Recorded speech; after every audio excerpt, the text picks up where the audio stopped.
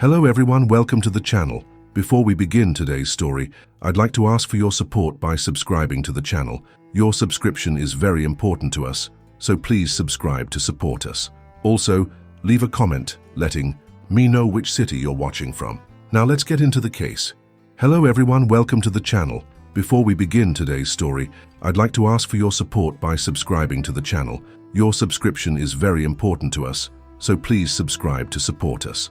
Also, leave a comment letting me know which city you're watching from. Now let's get into the case.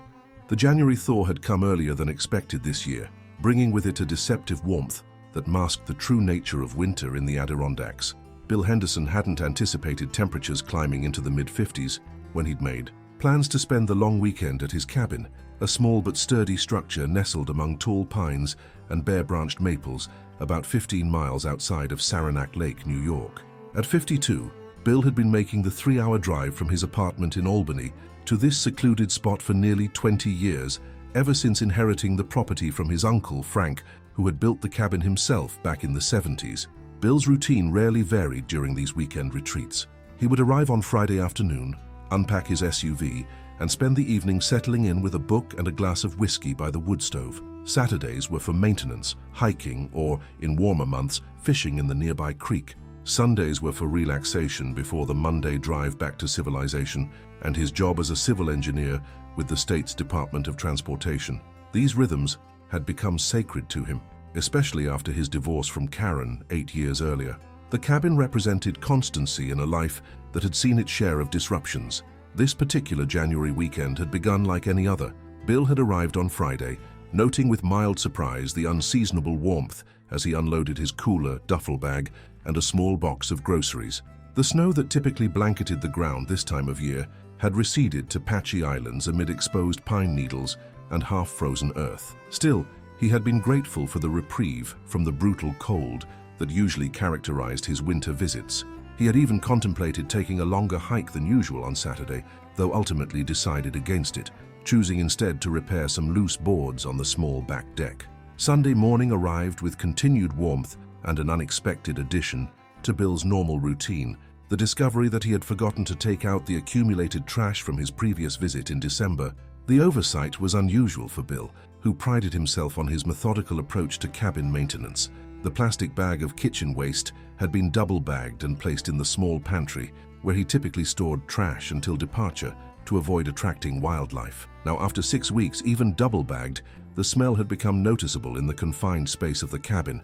"Damn it," Bill muttered to himself as he tied off the bag, deciding to take it immediately to the metal trash bin he kept secured behind the tool shed about 30 yards from the cabin. The bin, a heavy-duty model with a locking lid, had been a necessity after a black bear had raided his previous plastic bin 3 summers ago, scattering refuse across half an acre of woodland.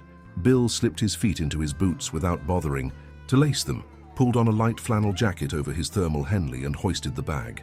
The morning air felt almost balmy as he stepped onto the front porch, sunlight filtering through the pines and casting dappled shadows across the clearing where his cabin stood.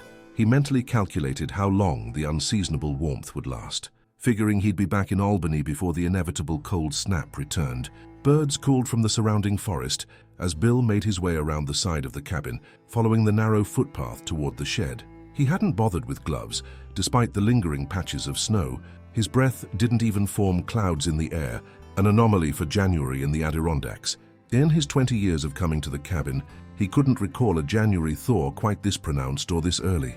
The path to the shed took him around the back of the cabin, past the small covered porch that sheltered the rear entrance. Bill had built this addition himself 10 years earlier, a simple structure elevated about 2 feet off the ground with pressure-treated support posts anchored in concrete.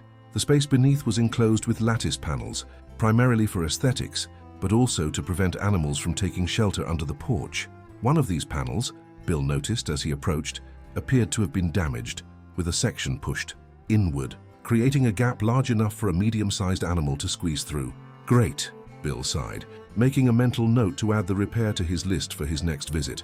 He assumed a raccoon or perhaps a fox had caused the damage, likely seeking shelter during the colder weeks of December. Such minor repairs were a constant aspect of maintaining a woodland cabin, and Bill had long ago accepted them as part of the bargain for his solitude. The trash bag swung lightly in his hand as he rounded the corner of the cabin, his untied bootlaces slapping against leather with each step.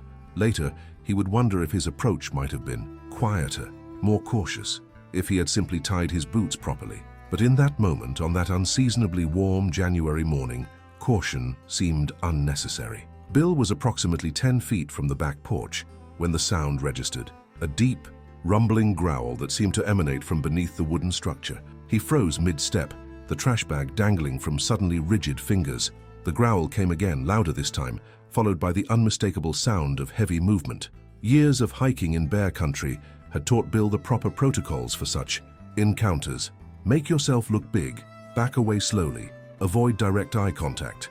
But these measures were designed for chance encounters at a distance, not for the situation now unfolding mere feet away. From beneath the porch, emerging through the damaged lattice panel with surprising speed and fluid grace, came a black bear.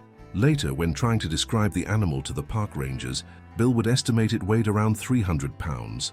Not exceptionally large for an adult male black bear, but imposing nonetheless. Its fur appeared matted in places, its muzzle narrower than Bill might have expected, suggesting the animal hadn't been feeding well. In the moment, however, such observations were peripheral. What dominated Bill's awareness was the bear's stance. Head low, ears flattened, a continuous growl rumbling from its throat. These were the classic signs of an agitated bear, one that felt threatened or cornered. And Bill, standing directly in what the bear likely perceived as its escape route, recognized the danger immediately. "Easy now," Bill said softly, instinctively using the calm voice he might employ with a nervous dog, though he knew the bear wouldn't respond to human reassurance. He began to back away, careful to make no sudden movements, simultaneously trying to recall if he had left the cabin's back door unlocked. The cabin itself was approximately 20 yards behind him, while the tool shed with its secured trash bin lay about the same distance ahead, beyond the bear. The bear took a tentative step forward, still growling. Bill noted with rising alarm that the animal appeared thin for emerging hibernation, its movement suggesting an unnatural alertness. Typically, black bears in the Adirondacks hibernated from November through April, entering a state of torpor from which they rarely emerged, unless disturbed. The unseasonable warmth, Bill realized, might have roused this one prematurely, leaving it hungry and disoriented. Bill continued his careful retreat, one slow step at a time. His truck was parked in the clearing on the far side of the cabin, too distant to offer immediate refuge.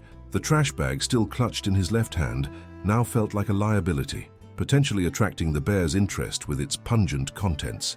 "I'm just going to set this down," Bill murmured, more to steady himself than to communicate with the bear. Slowly, telegraphing his movements, he bent to place the trash bag on the ground.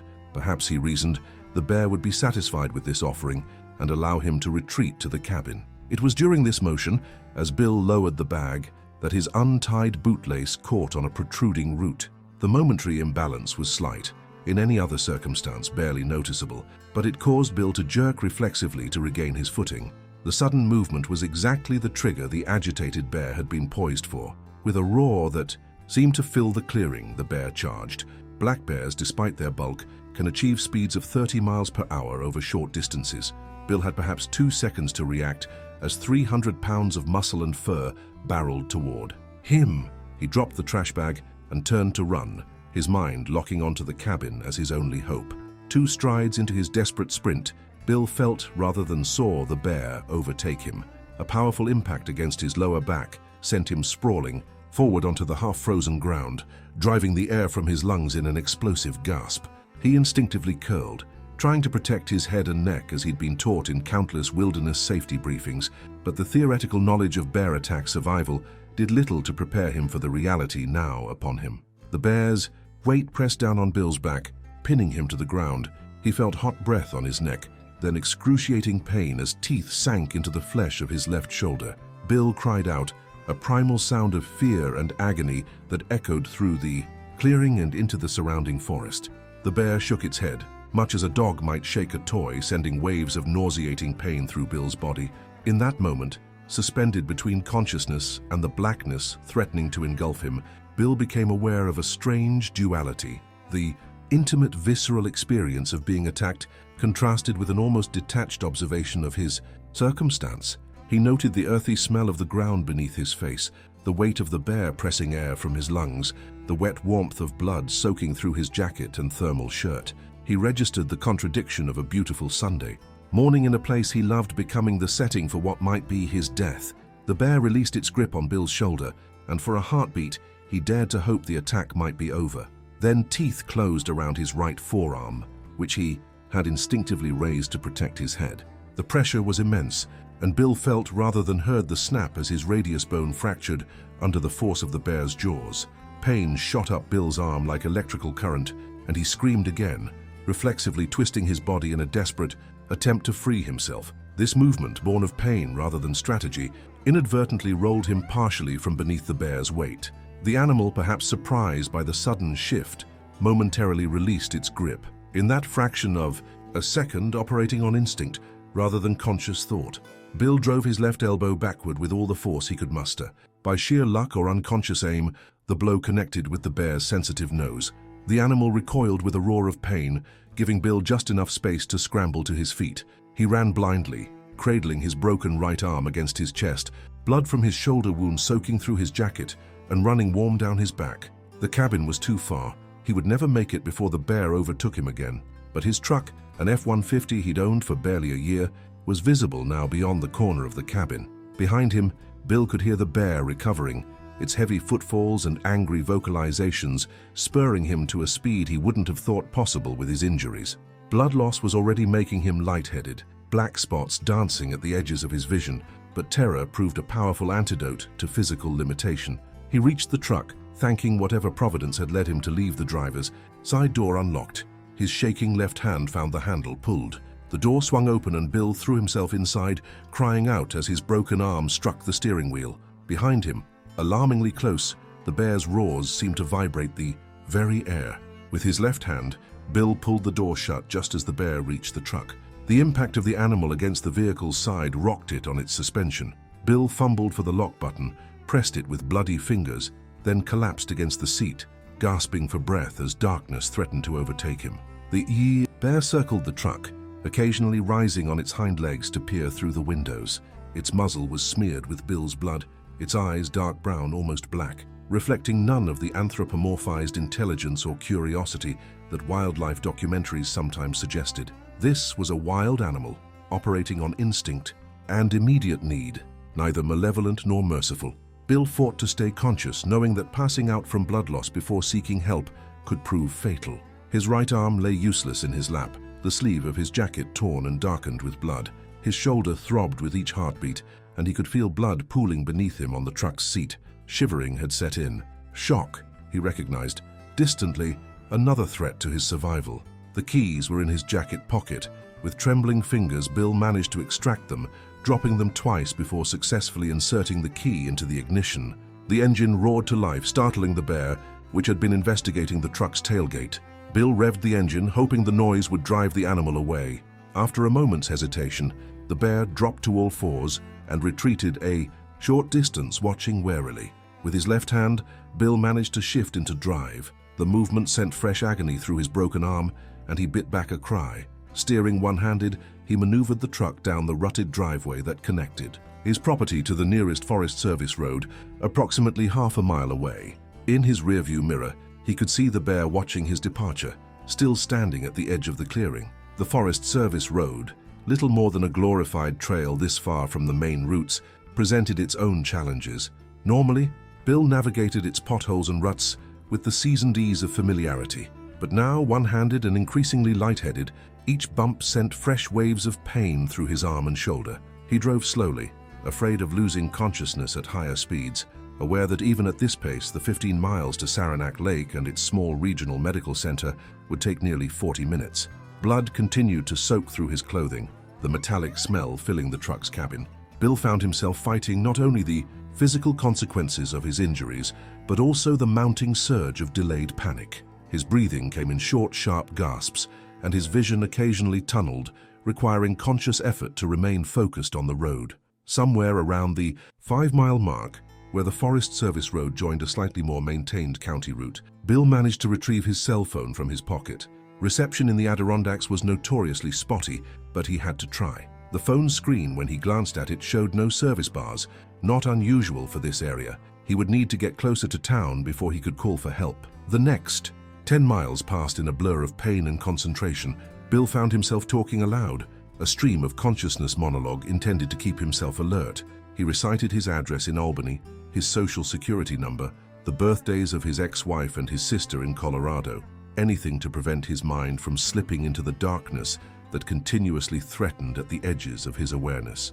Just a few more miles, he told himself, as the road began to show signs of increased usage, better maintenance, occasional mailboxes marking the presence of other seasonal cabins or year-round residences. Just a little further, he checked his phone again. One bar of service, weak but potentially enough.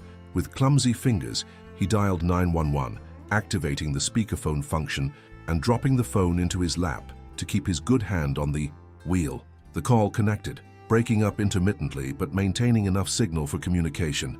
911, what's your emergency? The dispatcher's voice, female and professionally calm, filled the truck's cabin. Bear attack, Bill managed, his own voice sounding distant and unfamiliar to his ears. I'm driving myself to Saranac Lake Hospital. I've lost a lot of blood. Right arm broken, shoulder torn up. The dispatcher asked for his name, location, and other details, many of which Bill struggled to provide in his increasingly disoriented state. He described his truck and his approximate location on Route 30, heading towards Saranac Lake. Sir, an ambulance is being dispatched to intercept you, the dispatcher informed him. Can you safely pull over and wait? Bill considered this, gauging his remaining strength against the distance to help. Don't think so, he replied honestly. Need to keep moving. Not sure how much longer I can stay conscious. The dispatcher continued to talk to him, asking questions that required responses, clearly attempting to keep him engaged and alert. Bill answered as best he could, focusing on the road ahead while fighting the encroaching darkness. He had just passed the sign welcoming visitors to Saranac Lake when he spotted the ambulance approaching from the opposite direction, lights flashing. The vehicle executed a quick U-turn behind him, then pulled alongside, the EMT in the passenger seat gesturing for him to pull over. Bill complied, guiding his truck to the shoulder of the road with the last of his fading strength. As he shifted into park, the walls he had built against pain and shock over the past hour collapsed all at once. The driver's side door was pulled open, and Bill was vaguely aware of voices, hands supporting him, questions being asked. Then finally, he surrendered to the darkness that had been pursuing him since the moment of the bear's attack. Bill regained consciousness in stages, awareness returning in fragments that initially refused to coalesce into a coherent whole. The steady beep of monitoring equipment, the antiseptic smell common to all hospitals. The dull, distant ache in his right arm, held immobile by what he would later learn was a temporary cast. The sharper pain in his left shoulder, dulled by medication but still insistent. A nurse noticed his return to consciousness and approached, checking monitors and asking the standard orientation questions, name, date, location. Bill responded automatically, his voice rough from intubation during surgery. Yes, he knew he was in the Adirondack Medical Center in Saranac Lake. Yes, he remembered the bear attack. No, he wasn't experiencing severe pain at the moment, just discomfort. The nurse explained that he had been in surgery for nearly 4 hours. His right radius had been fractured in 2 places, requiring the insertion of a small plate and screws. The shoulder injury had been more severe.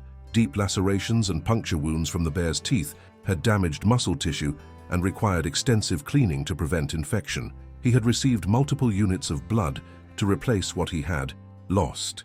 He had been unconscious for approximately 18 hours.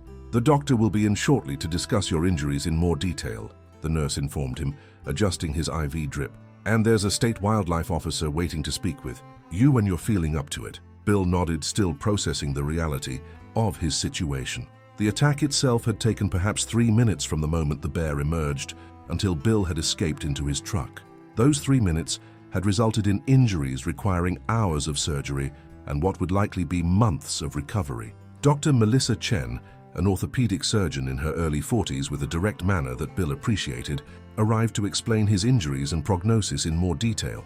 The fractures in his arm were clean and should heal properly given time and physical therapy. The shoulder injuries were more concerning. The bear's teeth had torn through muscle and come close to severing major blood vessels. You were lucky, Dr. Chen told him, reviewing his chart. If the bite had been half an inch deeper or to the right, you might have bled out before reaching help. As it stands, you're looking at 3 to 4 months of recovery for the shoulder, including physical therapy to regain full range of motion.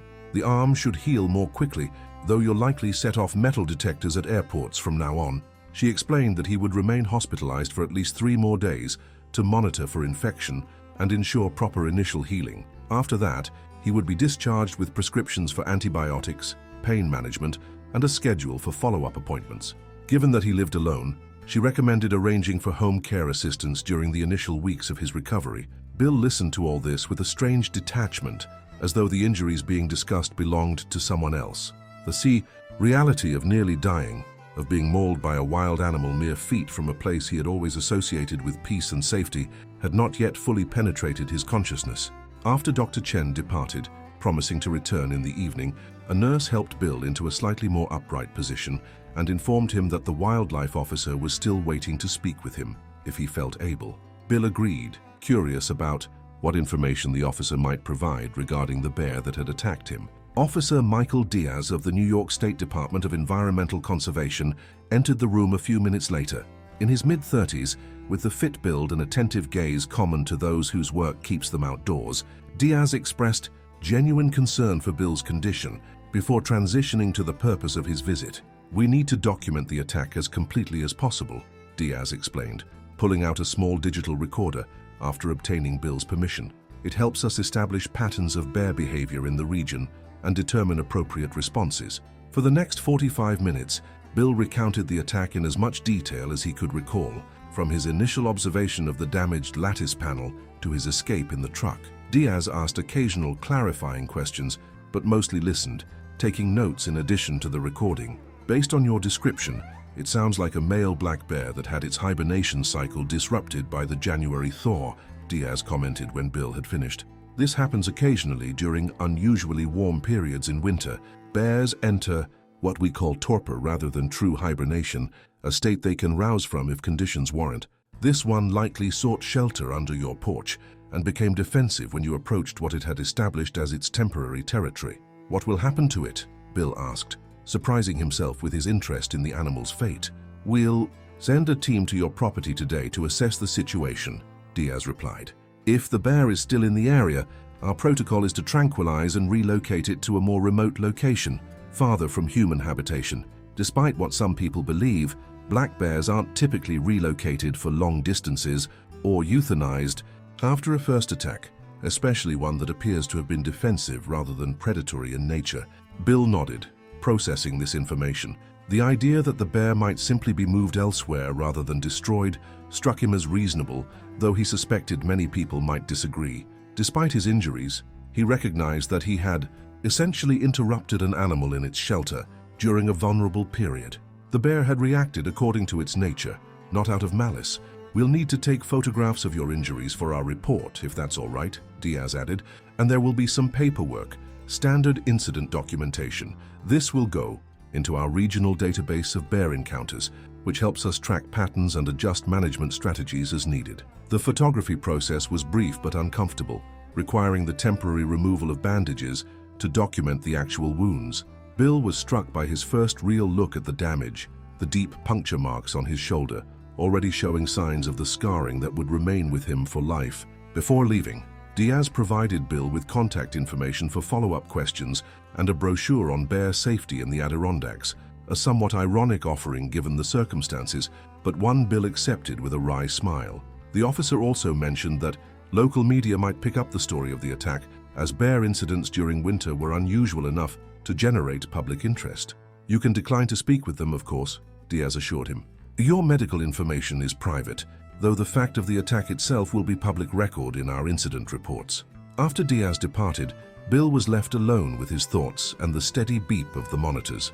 The pain in his arm and shoulder, held somewhat at bay by medication, served as a constant reminder of how quickly life could change. One moment he had been performing the mundane task of taking out trash, the next, fighting for his life against one of North America's apex predators.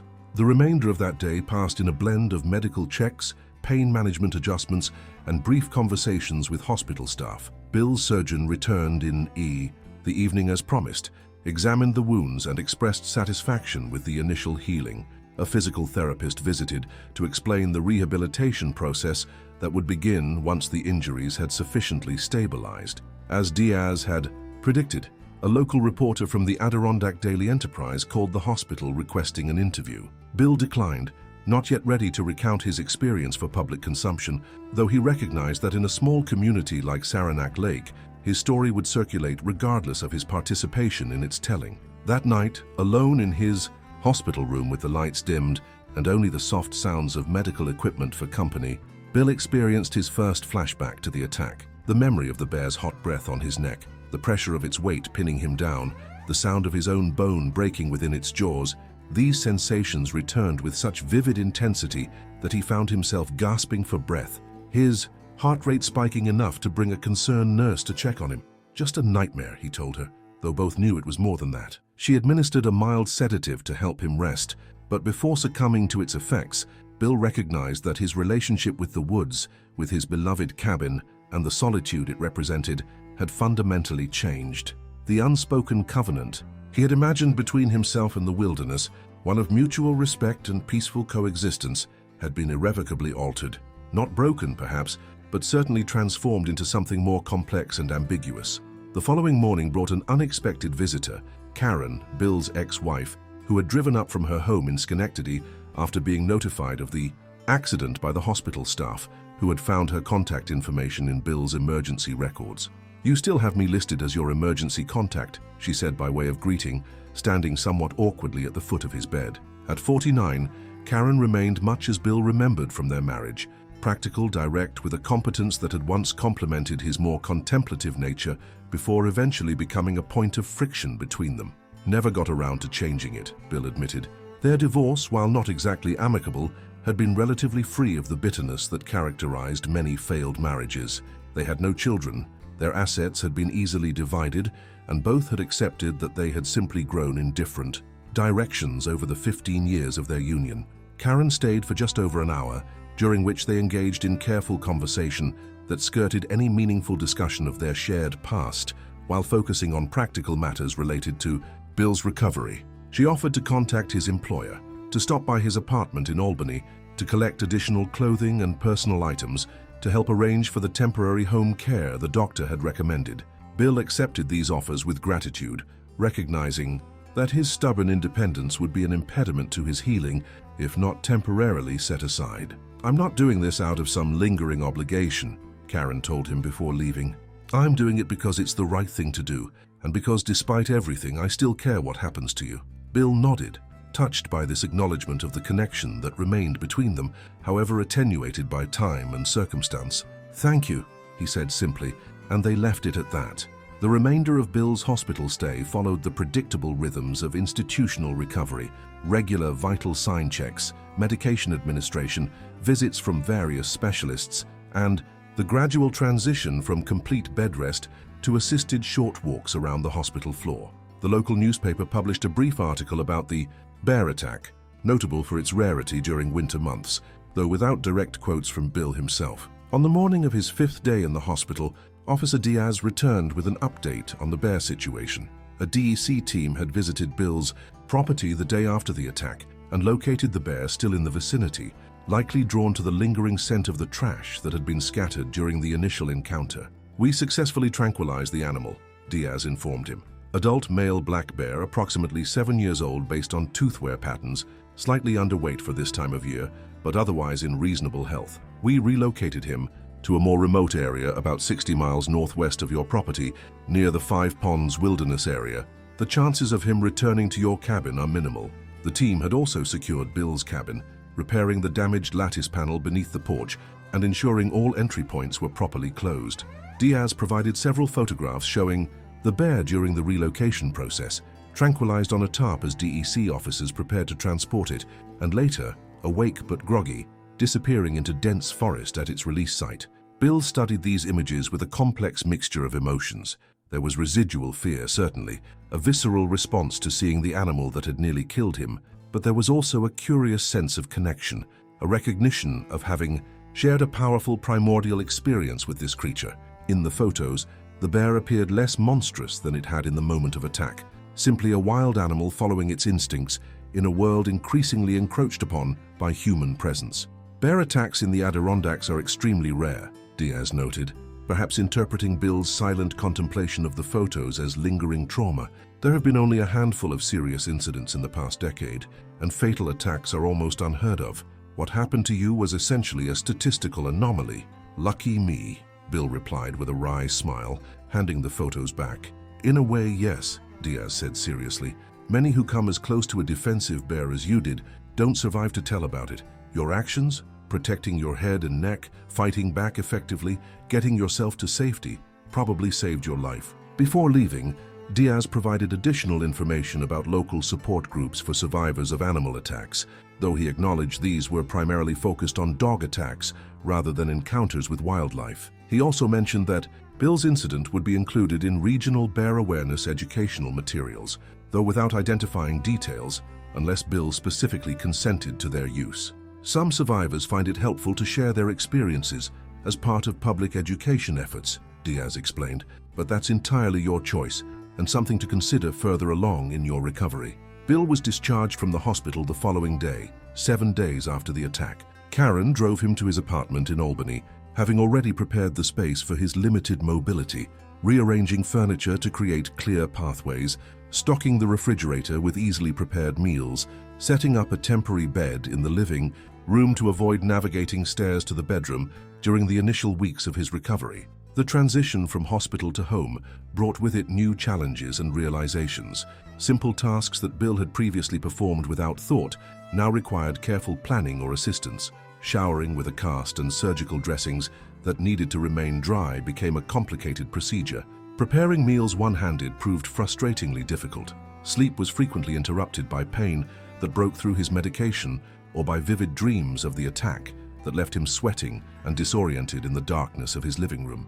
Karen stayed for 2 days, helping establish routines and ensuring Bill could manage basic self-care before returning to her own life in Schenectady. Her departure left a void that emphasized Bill's isolation in ways he hadn't experienced during his years of contentedly living alone. The home health aide, who visited 3 times weekly, provided practical assistance and basic wound care, but these brief professional interactions only highlighted the absence of more meaningful human connection in Bill's life. His sister Jennifer called daily from Colorado, offering emotional support and threatening more than once to fly east to care for him herself, a proposal Bill consistently declined. His employer proved unexpectedly accommodating, arranging for him to work remotely on limited projects once he felt able, with no pressure to return to the office until medically cleared.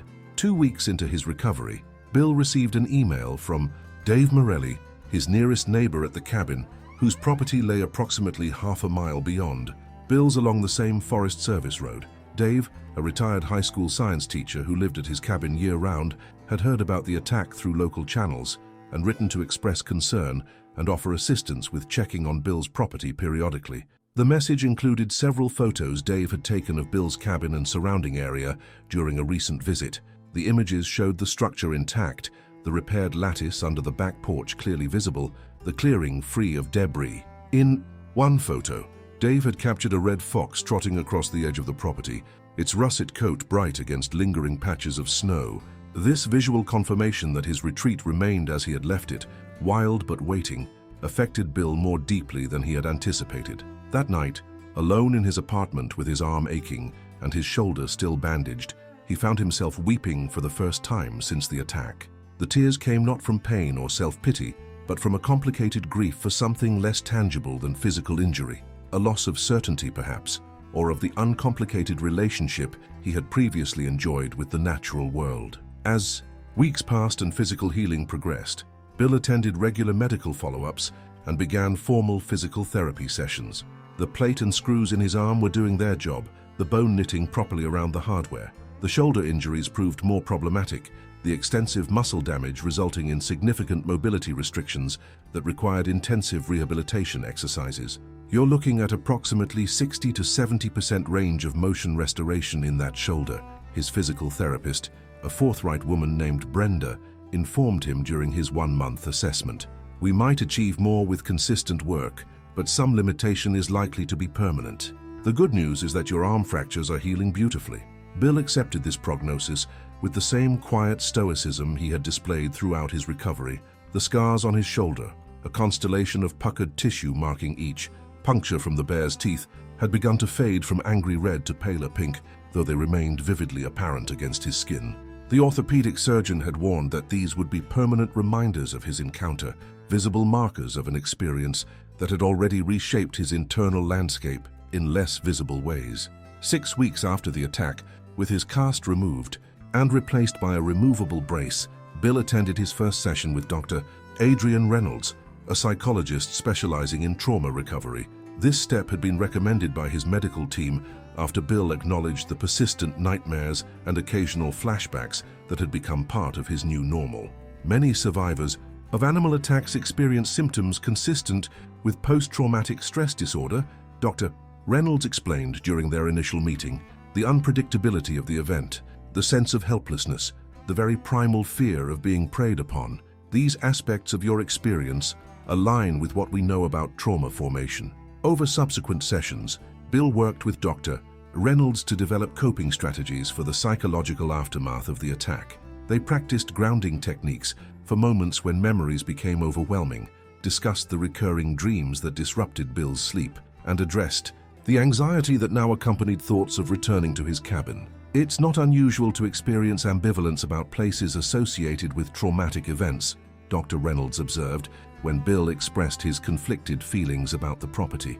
The cabin represents both danger and sanctuary for you now. The site of a life-threatening encounter, but also the place that has provided solitude and peace for many years.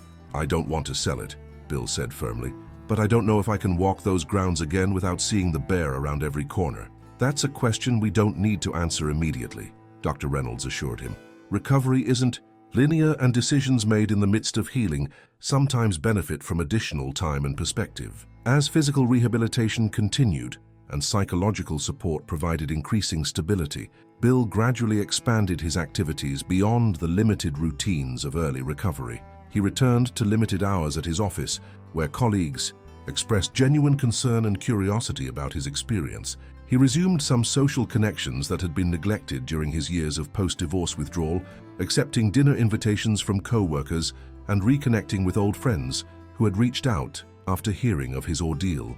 Karen remained surprisingly present in his life, calling weekly to check on his progress and occasionally dropping by with meals or offers of practical assistance. Neither acknowledged the subtle shift in their post-divorce relationship, the way the crisis had created space for a tentative friendship where only distant courtesy had existed before. 3 months after the attack, with spring fully established in the Adirondacks, Bill received another email from his neighbor Dave, this one containing several new photos of his cabin and surrounding property. The images showed the forest awakening from winter dormancy, maple buds swelling, early wildflowers emerging, a pair of chickadees investigating the birdhouse Bill had mounted years earlier near the tool shed. No sign of ursine visitors, Dave wrote. Though the usual spring crowd of raccoons, porcupines and deer are making appearances, your place is weathering the thaw well. No obvious issues with the roof or foundation from what I can see. Let me know if you're planning a visit. Happy to meet you there and walk the property together if that would be helpful. Bill studied these images with growing resolution. His physical recovery had progressed to the point where driving and basic self-care were again manageable. His orthopedist had cleared him for most normal activities, with continued caution regarding heavy lifting or overhead reaching with his injured shoulder. And while he still experienced occasional nightmares and moments of acute anxiety, these episodes had diminished in both frequency and intensity under Dr. Reynolds' guidance. After careful consideration, including a lengthy discussion with his psychologist about trauma triggers and coping strategies, Bill made the decision to return to his cabin, not for a full weekend as had been his custom, but for a day trip to re-establish his connection with the property and assess his emotional response to being there again. He selected a Saturday in late April, coordinating with Dave to ensure he wouldn't be entirely alone for this first visit. The morning of the trip arrived clear and mild, with temperatures forecast to reach the mid-60s.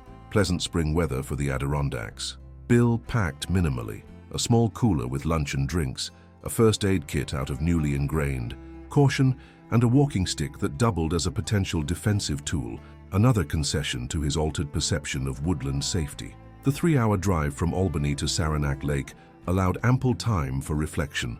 Bill noted the gradual transition of landscape as he moved northward, the urban sprawl giving way to smaller communities, then to the protected wilderness of the Adirondack Park, with its characteristic mix of coniferous and deciduous forest, lakes and rugged terrain. The familiar route had once represented a journey towards solitude and rejuvenation. Now it carried more complicated associations. Dave was waiting in his own truck at the junction of the main road and the Forest Service route that led to their respective properties. A solidly built man in his early 60s, with a white beard and the weathered complexion of someone who spent most of his time outdoors, Dave greeted Bill with a firm handshake and obvious concern.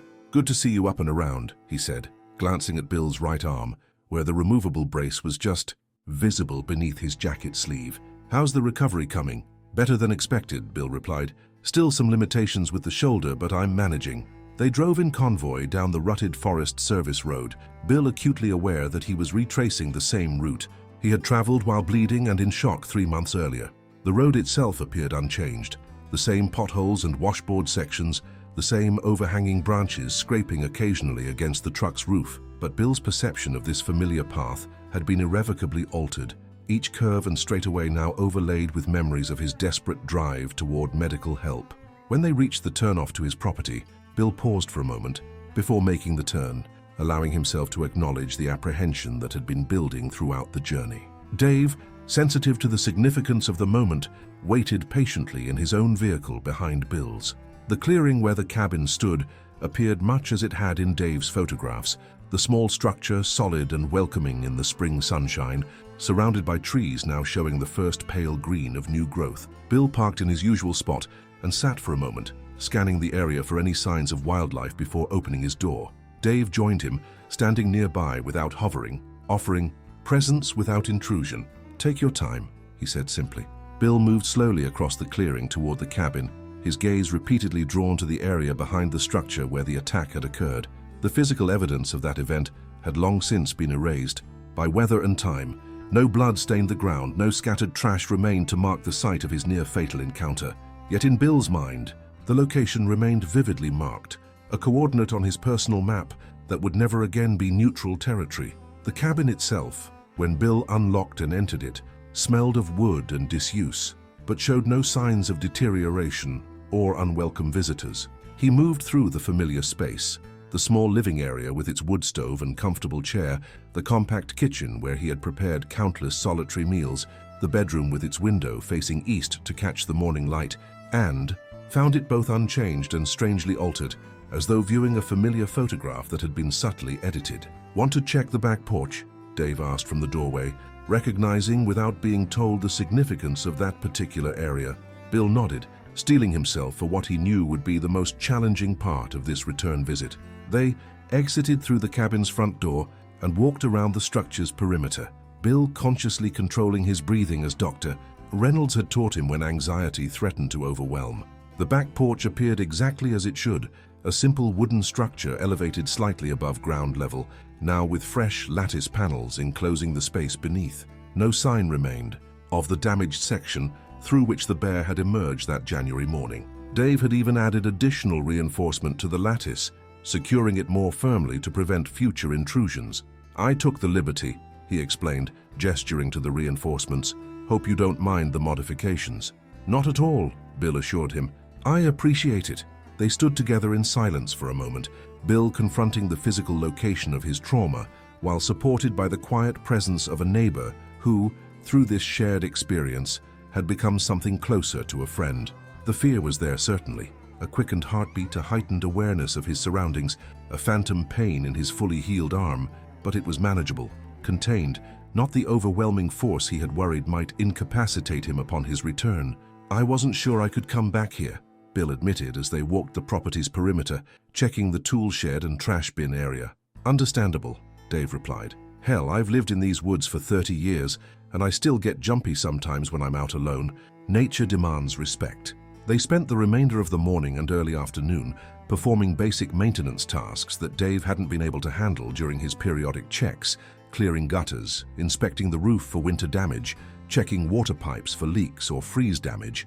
The physical work, though limited on Bill's part due to his ongoing recovery, provided a normalizing routine that helped re-establish his connection to the property.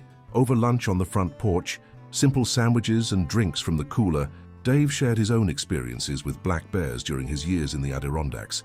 mostly benign sightings and occasional property damage from curious animals investigating trash or bird feeders. Never had a close encounter like yours, though, he acknowledged.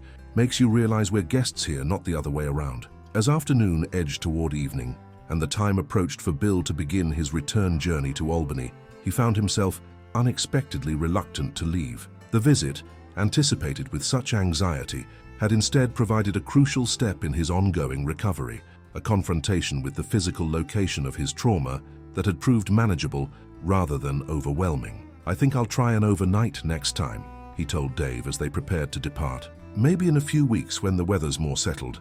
Dave nodded his approval of this gradual approach. "Cabin will be waiting whenever you're ready, and so will I, if you want company that first night back." The offer, made without pressure or expectation, reinforced Bill's growing sense that his relationship with this place, and perhaps with people more generally, was evolving in unexpected ways as a result of his experience. The attack had not only left physical scars, but had also created new connections and dependencies that his previous life of self-sufficient solitude had never accommodated. The drive back to Albany allowed time for reflection on this shift. Bill had always valued his independence, had structured his post-divorce life around the ability to retreat from social complications to the undemanding solitude of his cabin. The bear attack had disrupted not only this pattern of physical retreat, but also the emotional isolation he had cultivated alongside it. Recovery had necessitated reliance on others, medical professionals certainly, but also Karen Jennifer calling from Colorado, Dave checking on his property, colleagues offering support upon his return to work. This network of care, once acknowledged, could not be easily dismissed, nor was Bill. Certain he wished to retreat from it as completely as before. The insight arrived without drama as he drove through the deepening twilight toward Albany, that perhaps the true wilderness in his life had not been the Adirondack forest, but the self-imposed isolation he had constructed in the aftermath of his failed marriage. 6 months after the attack, with summer fading toward autumn, Bill had re-established much of his previous routine. He had returned to full-time work, resumed most normal activities with only minor adaptations for his partially reduced shoulder mobility, and had spent several weekends at the cabin without incident. The physical evidence of his encounter with the bear had faded to a collection of scars, visible but no longer angry, a permanent alteration to the landscape of his body that paralleled the less visible changes to his psychological terrain. The New York State Department of Environmental Conservation had included Bill's case as a brief anonymized account in their annual report on human-wildlife interactions in the Adirondack region. Officer Diaz had forwarded a copy in which Bill's experience was reduced to clinical language describing a defensive attack by a prematurely roused black bear, resulting in significant but non-life-threatening injuries to an adult male recreationist. The report noted that the bear had been successfully relocated and no subsequent incidents involving the animal had been reported. This official documentation, with its detached perspective and focus on wildlife management rather than human experience, struck Bill as curiously inadequate. It captured the facts, but missed the essence of an encounter that had fundamentally altered his understanding of himself and his place in the natural world. Yet he recognized that this was perhaps inevitable. Such profound personal transformations rarely translated effectively into institutional records or public narratives. The version of the incident that circulated locally, passed through the informal networks of year-round residents and seasonal visitors in the Saranac Lake area, contained its own inaccuracies and embellishments. Bill had heard variants of his story recounted at the general store in town during a subsequent visit, the bear described as massive, the attack as a predatory ambush rather than a defensive response, his injuries exaggerated to near fatal levels. He had not corrected these exaggerations, recognizing them as part of the natural evolution of local law, the transformation of individual experience into communal narrative. His own telling of the event, when requested by friends or colleagues, remained factual, but increasingly incorporated the perspective he had developed through months of reflection and psychological work with Dr. Reynolds. Yes, the attack had been terrifying and life-altering, but it had also been a natural occurrence in a landscape where human presence remained a relatively recent addition to ecological systems developed over millennia. The bear had acted according to its nature, Bill according to his, and the resulting collision had been not a moral event but simply one of many possible outcomes of shared territory. This perspective, developed gradually over months of processing his experience, provided a framework for reconciling with both the physical location of his trauma and the broader implications of what had occurred there. Bill had neither abandoned his cabin nor fabricated a narrative of conquest or revenge to restore his sense of security. Instead, he had integrated the reality of risk into his relationship with the wilderness he loved, acknowledging the fundamental wildness that tourism brochures and recreational frameworks often obscured beneath language of scenic beauty and recreational opportunity. 1 year after the attack, Bill returned to his cabin on a January weekend remarkably similar to the one that had altered his life's trajectory. The weather again featured an unseasonable warm spell, temperatures climbing into the mid-50s and melting patches of snow to expose the earth beneath. The similarity was not lost on Bill as he arrived Friday afternoon, unpacking his vehicle with the heightened awareness that had become automatic in this setting. He had made several modifications to the property over the intervening months. Motion-activated lights now illuminated the area around the cabin during nighttime hours. The lattice enclosure beneath the porch had been replaced with more substantial materials, effectively eliminating that space as potential shelter for wildlife. A new bear-resistant trash storage container had been installed at a greater distance from the cabin structure. These changes, while practical in nature, served equally as psychological supports, tangible acknowledgements of risk that paradoxically allowed for its better management. The weekend passed uneventfully, the familiar rhythms of cabin life resuming their comforting pattern. Bill read by the wood stove, performed minor maintenance tasks within the limits of his partially recovered shoulder mobility, and took a short hike along a familiar trail, the walking stick that had once been primarily decorative now serving as both practical aid and potential defensive tool. On Sunday morning, preparing for departure, Bill performed what had become a ritual check of the property's perimeter, a final circuit to ensure all was secure before his return to Albany. The air held the damp promise of approaching rain, and clouds massed on the western horizon, suggesting the January thaw would soon yield to more seasonable conditions. It was during this circuit, as he rounded the corner of the tool shed, that Bill caught movement at the forest's edge approximately 50 yards from where he stood. He froze instinctively before his conscious mind registered what his peripheral vision had detected: a black bear, smaller than the one that had attacked him but unmistakable in its form and movement, emerging from the tree line to cross the edge of the clearing. The animal paused, seemingly sensing Bill's presence despite the considerable distance between them. For a moment that expanded beyond its actual duration, human and bear regarded each other across the intervening space, neither advancing nor retreating, locked in mutual awareness. Bill felt the expected physiological responses cascade through his body: elevated heart rate, quickened breathing, the instinctive tensing of muscles prepared for flight. But accompanying these automatic reactions came something unexpected, sense not of terror, but of something closer to recognition, an acknowledgement of the other being who shared this landscape according to different rules and perceptions. The bear broke the moment first, turning unhurriedly to re-enter the forest, disappearing among the trees with the fluid, deceptively quick movement characteristic of its species. Bill remained motionless for several minutes afterward, processing not only the sighting itself, but his response to it, the fear present but contained, balanced by a deeper appreciation for the wild autonomy the animal represented. Later, driving back toward Albany with the first drops of rain speckling his windshield, Bill reflected on the encounter, not as a near miss or a threatening reminder, but as an appropriate punctuation to the year of recovery. The bear, not the one that had attacked him, but its kin in species and territory, had neither menaced nor fled, but simply continued on its way, enacting its role in an ecosystem that accommodated both its presence and Bill's, if with occasional points of dangerous intersection. There would be no newspaper article about this second bear sighting, no incident report filed with state wildlife authorities, no addition to the statistical record of human-wildlife interactions in the Adirondack region. The encounter existed solely within Bill's experience, one more private moment in his evolving relationship with the wilderness. He had chosen to continue engaging despite its demonstrated capacity for both beauty and danger. The scars on Bill's shoulder and the hardware in his arm remained the only concrete evidence of his first bear encounter, tangible reminders carried within and upon his body. The psychological impact, the nightmares that still occasionally disrupted his sleep, the heightened alertness that accompanied any unusual sound when at the cabin, the complex negotiation between fear and appreciation that now characterized his relationship with the wilderness left no visible markers, but continued to shape his experience of both the natural world and his place within it.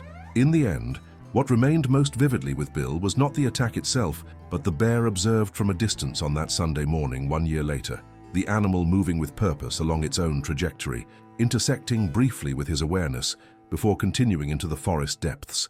This image, rather than the more traumatic memories of teeth and claws and desperate flight, increasingly came to represent his understanding of what had occurred and what it signified. A momentary collision between parallel existences, neither inherently antagonistic nor naturally compatible, each proceeding according to its nature through shared terrain. That night, back in his Albany apartment with rain pattering against the windows, Bill found himself contemplating not only his own altered path, but the journey of the bear that had attacked him, relocated 60 miles northwest, established, now in different territory, perhaps at this moment denning for winter or like the bear Bill had observed that morning, taking advantage of the unseasonable warmth to forage during what should have been hibernation season. The animal's life had been disrupted and redirected through the same encounter that had transformed Bill's, though without the capacity for conscious reflection on the event that had necessitated its relocation. This parallel consideration, acknowledging the bear as a being with its own trajectory and fate, represented a perspective that would have been impossible for Bill before the attack, when wildlife had existed for him primarily as either scenic backdrop or abstract conservation concern. The direct physical encounter, however traumatic, had paradoxically created a more nuanced awareness of shared existence, a recognition that extended beyond intellectual appreciation to embodied understanding. Bill had not spoken of this aspect of his experience to many people, not to his doctors or physical therapists focused on his physical recovery, not to the well-meaning colleagues who occasionally still asked about that bear incident, not even to Dr. Reynolds, whose therapeutic approach had emphasized trauma recovery rather than philosophical reframing. The few times he had attempted to articulate this perspective, to Dave during a shared evening at the cabin, to Karen during one of her increasingly frequent visits to his Albany apartment, he had been met with well-intentioned but incomplete understanding. Sounds like Stockholm Syndrome for animal attacks, Karen had joked, though not unkindly. Most people would have sold the cabin and bought a condo in Florida, Dave had observed more seriously. Takes a certain mindset to find the balance you're describing. Perhaps, Bill reflected, this dimension of his experience resisted conventional narrative frameworks, the triumph over adversity, the conquest of fear, the return to normalcy that people generally expected from stories of trauma and recovery. His own journey had included elements of each of these familiar arcs, but had ultimately led to something less definitive, a recalibrated relationship with risk and wildness rather than their elimination or mastery. As rain continued to fall outside his window, Bill found himself oddly grateful for this complexity, for the way his encounter had disrupted not only his physical body, but also the comfortable certainties and assumptions that had structured his previous understanding of the natural world. The bear had taken something from him, physical capacity, unthinking security, but had inadvertently given something in return, a more honest reckoning with what it meant to engage with wilderness, not as recreation or backdrop, but as legitimate encounter with the non-human world. The scars would remain, both physical and psychological. The hardware in his arm would continue to set off airport metal detectors. The occasional nightmare would still disrupt his sleep. The heightened awareness when stepping outside his cabin would never completely subside. But alongside these lasting impacts existed a deepened appreciation for the wilderness he had chosen not to abandon, not as scenery or resource, but as living system with its own imperatives and inhabitants, occasionally dangerous but never malevolent, existing according to patterns and purposes that intersected with human presence but were not defined by it. In this understanding, developed through pain and recovery and reflection, Bill had found not resolution but accommodation, a path forward that neither denied danger nor surrendered to fear, that acknowledged both the bear's right to its existence and his own choice to continue engaging with the landscape they shared. It was a perspective that offered no certainty beyond the recognition of ongoing coexistence, with all its inherent risk and reward. And for Bill, standing now at his apartment window, watching rain transform to sleet as January reasserted its seasonal authority, this acknowledgement of complexity and connection felt like the most honest outcome possible from an encounter that had nearly ended his life, but had ultimately expanded his understanding of what that life encompassed.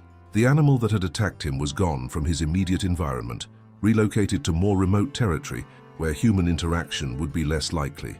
But bears as species, as presence, as embodiment of wild autonomy, remained part of the landscape to which Bill had chosen to maintain his connection. The particular bear he had glimpsed that morning at the forest's edge, watching him briefly before continuing on its way, represented this ongoing reality, neither threatening nor comforting but simply present, a legitimate inhabitant of terrain that humans might visit but never fully claim. As winter darkness deepened outside his window, Bill recognized that this perspective, this hard-won integration of experience, would likely never translate effectively into the kind of narrative others might expect from his encounter. The C incident report filed with state wildlife authorities would remain in its official language of management protocols and species behavior.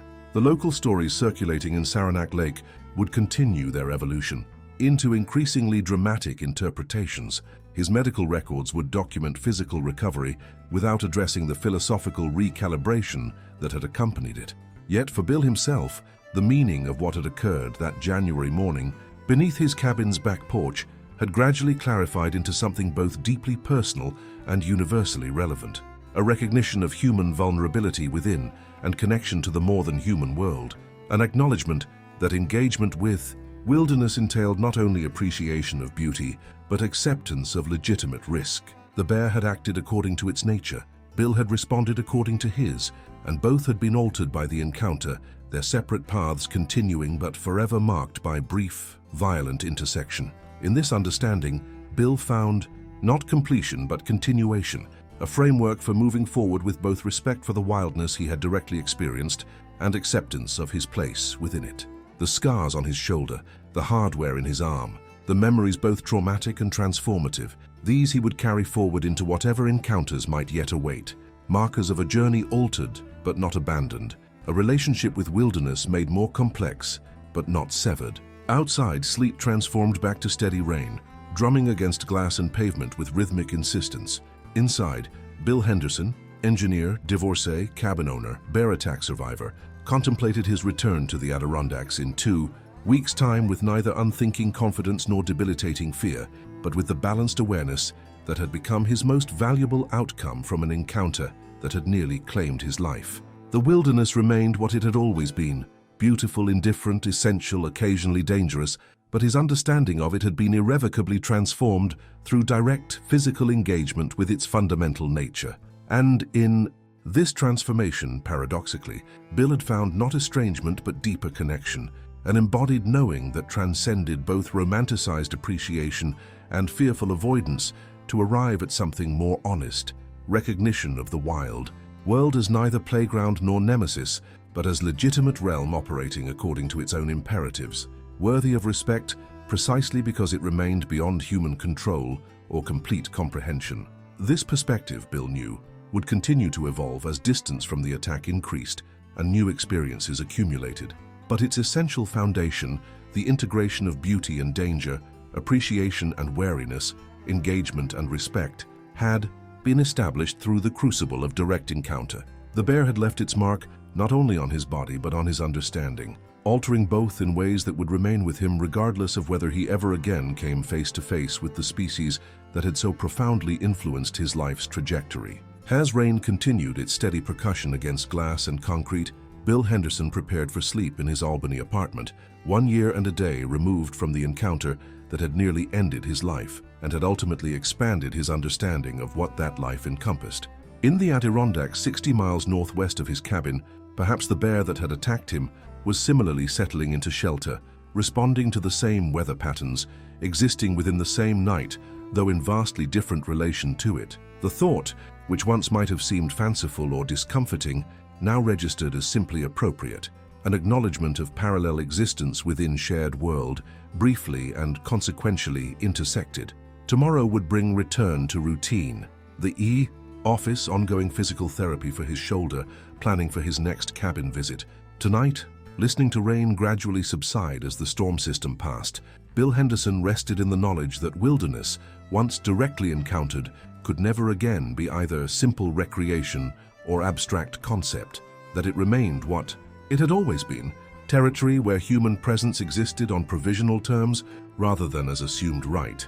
The bear had merely been the messenger of this reality, acting according to its nature within a world that accommodated both its existence and Bill's, if not always without conflict. This understanding, hard-won through pain and recovery and reflection, would never translate fully into incident reports or medical records or casual conversations about that bear attack. But it remained with Bill as embodied knowledge, carried forward in physical scars and altered perception, a private integration of experience that needed no external validation to maintain its truth. The wilderness, as he had discovered through direct encounter, remained fully itself regardless of human narrative or intervention, and in this autonomy lay both its danger and its essential value. Outside, rain gave way to clearing skies, revealing stars partially obscured by lingering clouds. Inside, Bill Henderson drifted towards sleep with the qualified peace of one who had confronted fundamental reality and emerged neither triumphant nor defeated, but simply more aware of vulnerability and strength, of fear and resilience, of human capacity and limitation within a world that remained, despite all technological mediation and cultural framework, fundamentally wild at its core. This awareness, Bill reflected as consciousness began to fade, might be the most valuable outcome possible from an encounter that had nearly claimed his life. Not mastery or conquest, but honest recognition. Not dominance or surrender, but informed engagement with a world that remained, despite all human presumption, ultimately its own. The morning air was crisp with the promise of spring as Megan Thomas fastened the leash to her chocolate Labrador's collar. 6-year-old Cooper wiggled with anticipation, his entire back end swaying with the force of his tail. It was their ritual, a dawn walk along the forest trails that bordered their property near the eastern edge of North Cascades National Park in Washington state. Megan had moved to this small house 3 years ago, seeking solace after her divorce. The remote location just outside the small town of Marblemount offered her exactly what she needed: peace, distance from her past, and endless trails for her and Cooper to explore. "Ready for an adventure, buddy?" she asked, grabbing her travel mug of coffee from the counter. Cooper responded with an enthusiastic bark, already pulling toward the door. Megan glanced at her watch. 6:15 a.m. Perfect. Timing to enjoy the trails before she had to return for her remote work shift at 9. As a customer service representative for an online retail company, she valued these morning walks as her time to decompress before spending hours on the phone. Megan slipped her phone into the pocket of her fleece jacket and grabbed her bear spray from its hook by the door, a precaution she'd always taken but never needed to use in her 3 years of living on the outskirts of the national park. She knew the wildlife safety protocols by heart: make noise while walking, keep dogs leashed, carry bear spray, and maintain awareness. The rangers at the visitor center had drilled these rules into every resident and visitor, and Megan had always been careful to follow them. She and Cooper stepped outside into the cool morning air. Their small house sat at the end of a gravel road, about half a mile from their nearest neighbor. Behind the property stretched a dense forest that eventually merged with the protected lands of the national park. A well-worn trail began at the edge of her yard and wound through the woods, a route she and Cooper had traversed hundreds of times. As they started down the trail, Megan breathed deeply, taking in the scent of pine and damp earth. Spring was her favorite season in the Cascades, when the world seemed to reawaken after the long, harsh winter. The forest floor was coming alive with small shoots of green, and birdsong filled the air. Cooper trotted ahead, nose to the ground, occasionally looking back as if to check that Megan was still following. "Easy, boy," she called when he pulled too hard on the leash. "We've got plenty of time." The trail narrowed as they moved deeper into the forest. Sunlight filtered through the tall conifers, creating dappled patterns on the path ahead. Megan took a sip of her coffee, letting her mind wander. She had a project deadline coming up, and she mentally reviewed her to-do list for the day. She was so absorbed in her thoughts that she almost missed Cooper's sudden change in behavior. The Labrador had stopped abruptly, his body tense, ears forward. Megan halted beside him, instantly alert. Cooper wasn't a dog who startled easily. His calm demeanor was one of the reasons she'd chosen him as a puppy from the shelter. "What is it, Cooper?" she whispered, scanning the trees around them. Years of hiking in bear country had taught her to trust her dog's senses. At first, she saw nothing unusual in the quiet forest. Then, about 30 yards ahead, where the trail curved around a large boulder, a movement caught her eye. A dark shape shifted in the shadows. Megan's breath caught in her throat as the shape moved again, revealing itself to be a black bear. Even at a distance, Megan could tell it was sizable, probably a male and definitely an adult. The bear appeared to be foraging, its head low to the ground as it turned over rocks and fallen logs in search of grubs and insects. It hadn't noticed them yet, too focused on its morning meal. Megan's training kicked in immediately. She tightened her grip on Cooper's leash and slowly began to back away. The last thing she wanted was to startle the bear or make it feel threatened. Cooper, sensing her tension, remained unusually still, though she could feel the tremor running through his body. "Easy," she breathed, barely audible. "We're going to back away slowly." Step by careful step, they retreated the way they had come. Megan kept her eyes on the bear, watching for any sign that it had detected their presence. For a moment, it seemed they would make a clean getaway. Then Cooper stepped on a dry branch that snapped loudly in the quiet forest. The bear's head shot up, ears swiveling in their direction. Megan froze as the animal's small dark eyes locked onto them. Time seemed to stretch as human and bear regarded each other across the distance. "Stay calm," Megan whispered to herself as much as to Cooper. She knew the protocol for bear encounters. "Don't run, don't panic. Make yourself look bigger and retreat slowly if the bear hasn't noticed you. If it had, stand your ground and speak calmly." Since the bear had already spotted them, Megan decided to follow the latter approach. She straightened her posture, trying to appear larger while keeping a firm hold. "On, Cooper." "Hey, bear," she called in a steady, firm voice, not shouting but loud enough to be heard clearly. "We're just passing through. We don't want any trouble." The bear tilted its head, seeming almost curious. It took a step forward, then another. Megan's heart pounded, but she maintained her composure. Black bears weren't typically aggressive toward humans unless they felt threatened or were protecting cubs. She scanned the area quickly, but saw no sign of any cubs. "We're going to leave now," she continued in the same calm, authoritative tone. "You enjoy your breakfast." Slowly, she and Cooper backed further down the trail.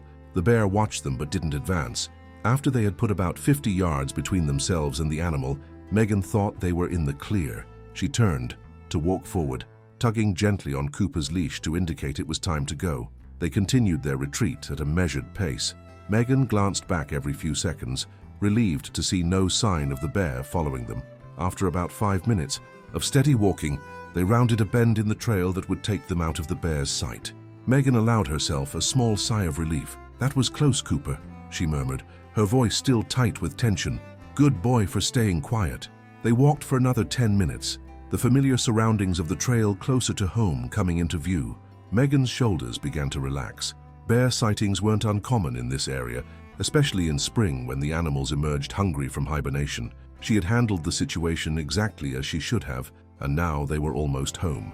They neared the edge of the forest where it opened up to her backyard. Megan heard a rustling in the undergrowth behind them. Cooper heard it too and whirled around, a low growl rumbling in his chest. Megan turned, her stomach dropping as she spotted the same black bear ambling along the trail behind them, about 100 feet back. It wasn't charging or showing signs of aggression. It simply appeared to be following the same path they were taking, but the fact that it had trailed them this far from their initial encounter was concerning. Black bears typically avoided humans and certainly didn't follow them. "Hey, bear!" Megan called out more forcefully this time, hoping to deter it. The bear paused briefly, then continued its unhurried approach. Megan quickly assessed her options. They were close to her yard now, perhaps 30 yards from the tree line. If they could make it to the house, they would be safe. But she knew better than to run from a bear. Running could trigger a chase response. "Cooper, heel," she commanded, firmly. The Labrador reluctantly moved to her side, still growling softly. With deliberate movements, Megan reached into her pocket and unclipped the safety on her bear spray. She continued backing toward her property, maintaining eye contact with the bear. "Go on now," she called. "Go back to the woods." The bear seemed unconcerned by her commands. It continued its steady approach, occasionally stopping to sniff the air. Megan noticed its behavior was unusual. It showed neither the fearfulness typical of black bears encountering humans, nor the aggression of a threatened animal. Instead, it displayed a determined curiosity that was far more unnerving. When they reached the edge of her yard, Megan risked a quick glance over her shoulder. Her small house stood about 60 yards away across the open lawn.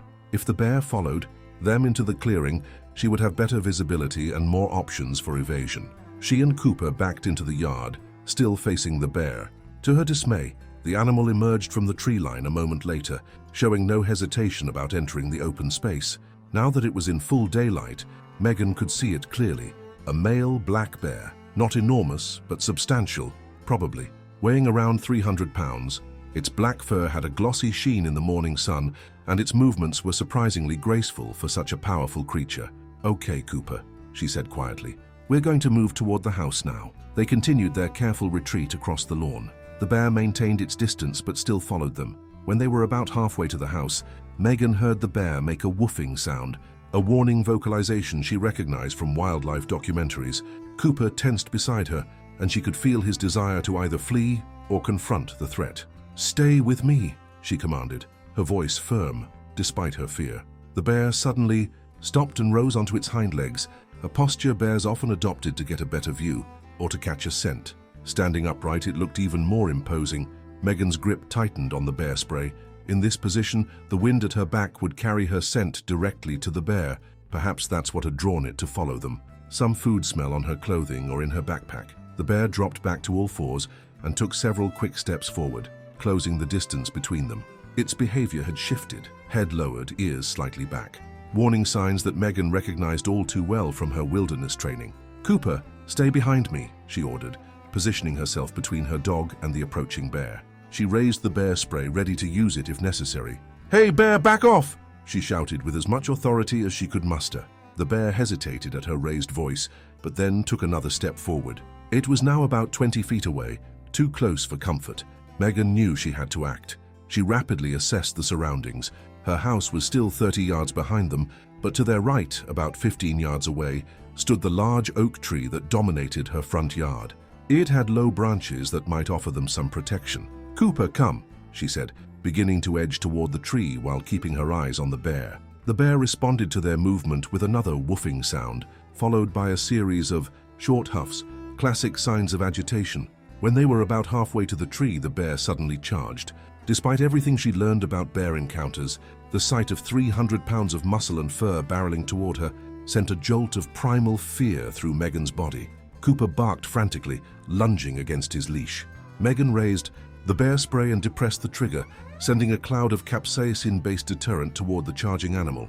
The spray created an orange mist between them, but a slight shift in the wind carried much of it away from its target. The bear faltered momentarily, shaking its head as some of the spray reached its sensitive nose, but then continued its charge. With no time to think, Megan yanked Cooper's leash and sprinted the remaining distance to the oak tree. She reached the lowest branch, just as the bear closed in. With adrenaline-fueled strength, she hauled Cooper up by his harness and heaved him onto the branch before scrambling up after him. Her foot had barely left the ground when she felt a sharp pain as the bear's claws caught the back of her calf. Megan pulled herself higher into the tree, her heart pounding so hard she could feel it in her throat. Cooper balanced precariously on a branch beside her, whimpering. Below them, the bear circled the tree, occasionally standing to swat at the lower branches. It seemed confused by their sudden disappearance from ground level. "It's okay, Cooper," she gasped, though she was far from certain that was true. Her leg throbbed where the bear had scratched her, and she could feel blood soaking into her jeans. She checked Cooper quickly and was relieved to see no signs of injury on her dog. From their perch about 10 feet above the ground, Megan retrieved her phone from her pocket with shaking hands. She dialed 911, praying for a signal in this remote area. 911, what's your emergency? The operator's calm voice was like a lifeline. "There's a bear," Megan said, trying to keep her voice steady. "A black bear. It chased me and my dog up a tree in my yard. We're trapped and I'm bleeding. Can you tell me your location, Mom?" Megan provided her address, then added, "It's the last house on Riverside Drive, just before the forest begins. There's a large oak tree in the front yard. We're in it. I'm dispatching wildlife services and emergency responders now," the operator assured her. "Can you safely remain in the tree until help arrives?" Megan looked down at the bear, which was now sitting at the base of the tree, looking up at them with what seemed like patience. "Yes, I think so, but please hurry. Help is on the way. Try to remain calm and don't make any sudden movements that might agitate the bear. Can you tell me about your injury?" "It caught the back of my leg with its claws. It's bleeding, but I don't think it's too deep." Megan twisted carefully to examine her calf. The bear's claws had torn through her jeans and left several long gashes, but they didn't appear life-threatening. "Apply pressure if you can do so safely," the operator advised. "Emergency services should be there in about 15 minutes. Those 15 minutes stretched into what felt like hours as Megan clung to the tree branch, keeping a tight hold on Cooper's harness to prevent him from falling. The bear remained below, occasionally circling the tree but never wandering far. Its behavior continued to puzzle Megan. It showed none of the fear that black bears typically exhibited around humans, nor did it seem to lose interest in its quarry as time passed. Eventually, Megan heard the blessed sound of approaching vehicles. The bear heard them too, its head swiveling toward the driveway. 2 county sheriff's vehicles appeared first, followed by a truck from the National Park Service Wildlife Division. The bear, surprisingly, didn't immediately flee at their arrival. It stood its ground at the base of the tree, as if reluctant to abandon its prey. One of the wildlife officers emerged from the truck with what Megan recognized as a tranquilizer rifle. The officers and deputies coordinated quickly, forming a semicircle around the tree at a safe distance. The bear, now facing multiple threats, finally began to show signs of anxiety, pacing in a tight circle beneath the tree. "Ma'am," one of the deputies called out, "we're going to try to haze the bear away from the tree. When it moves off, we'll get you down. Stay where you are until we give you the all clear." Megan nodded, too exhausted and frightened to respond verbally. She watched as the officers implemented their plan. One deputy began revving the engine of his vehicle, while another used an air horn. The wildlife officer stood ready with the tranquilizer gun in case the hazing tactics failed. The combination of loud noises startled the bear, which backed away from the tree, woofing in agitation. It swatted the air with its powerful front paws, a display of threat rather than an actual attack. When it had moved about 20 yards from the tree, 2 of the officers advanced, continuing the hazing tactics. The bear finally turned and lumbered toward the forest edge, though it stopped frequently to look back. Once the bear had retreated to the tree line, one of the deputies approached the oak tree. "We're going to get you down now," he called up to Megan. "The bear's still in the area, so we'll need to move quickly to get you and your dog to safety." With the deputy's help, Megan lowered Cooper to the ground first. The Labrador was uncharacteristically subdued, staying close to the deputy's legs. Then Megan climbed down, wincing as her injured calf took her weight. The moment her feet touched the ground, the pain she had been suppressing while focused on survival hit her in a wave. "I've got you," the deputy said, supporting her as she swayed. "Paramedics are on their way. Let's get you to the house." They made their way quickly across the yard, the wildlife officers maintaining their positions to keep watch for the bear. Once inside the house, Megan collapsed onto her couch, the adrenaline that had kept her going now draining away and leaving her shaking. Cooper pressed against her side, his warm presence a comfort in the aftermath of terror. A paramedic arrived minutes later and examined Megan's leg. "These are deep scratches, not punctures," he explained as he cleaned the wounds, "but they'll need proper treatment at the hospital to prevent infection.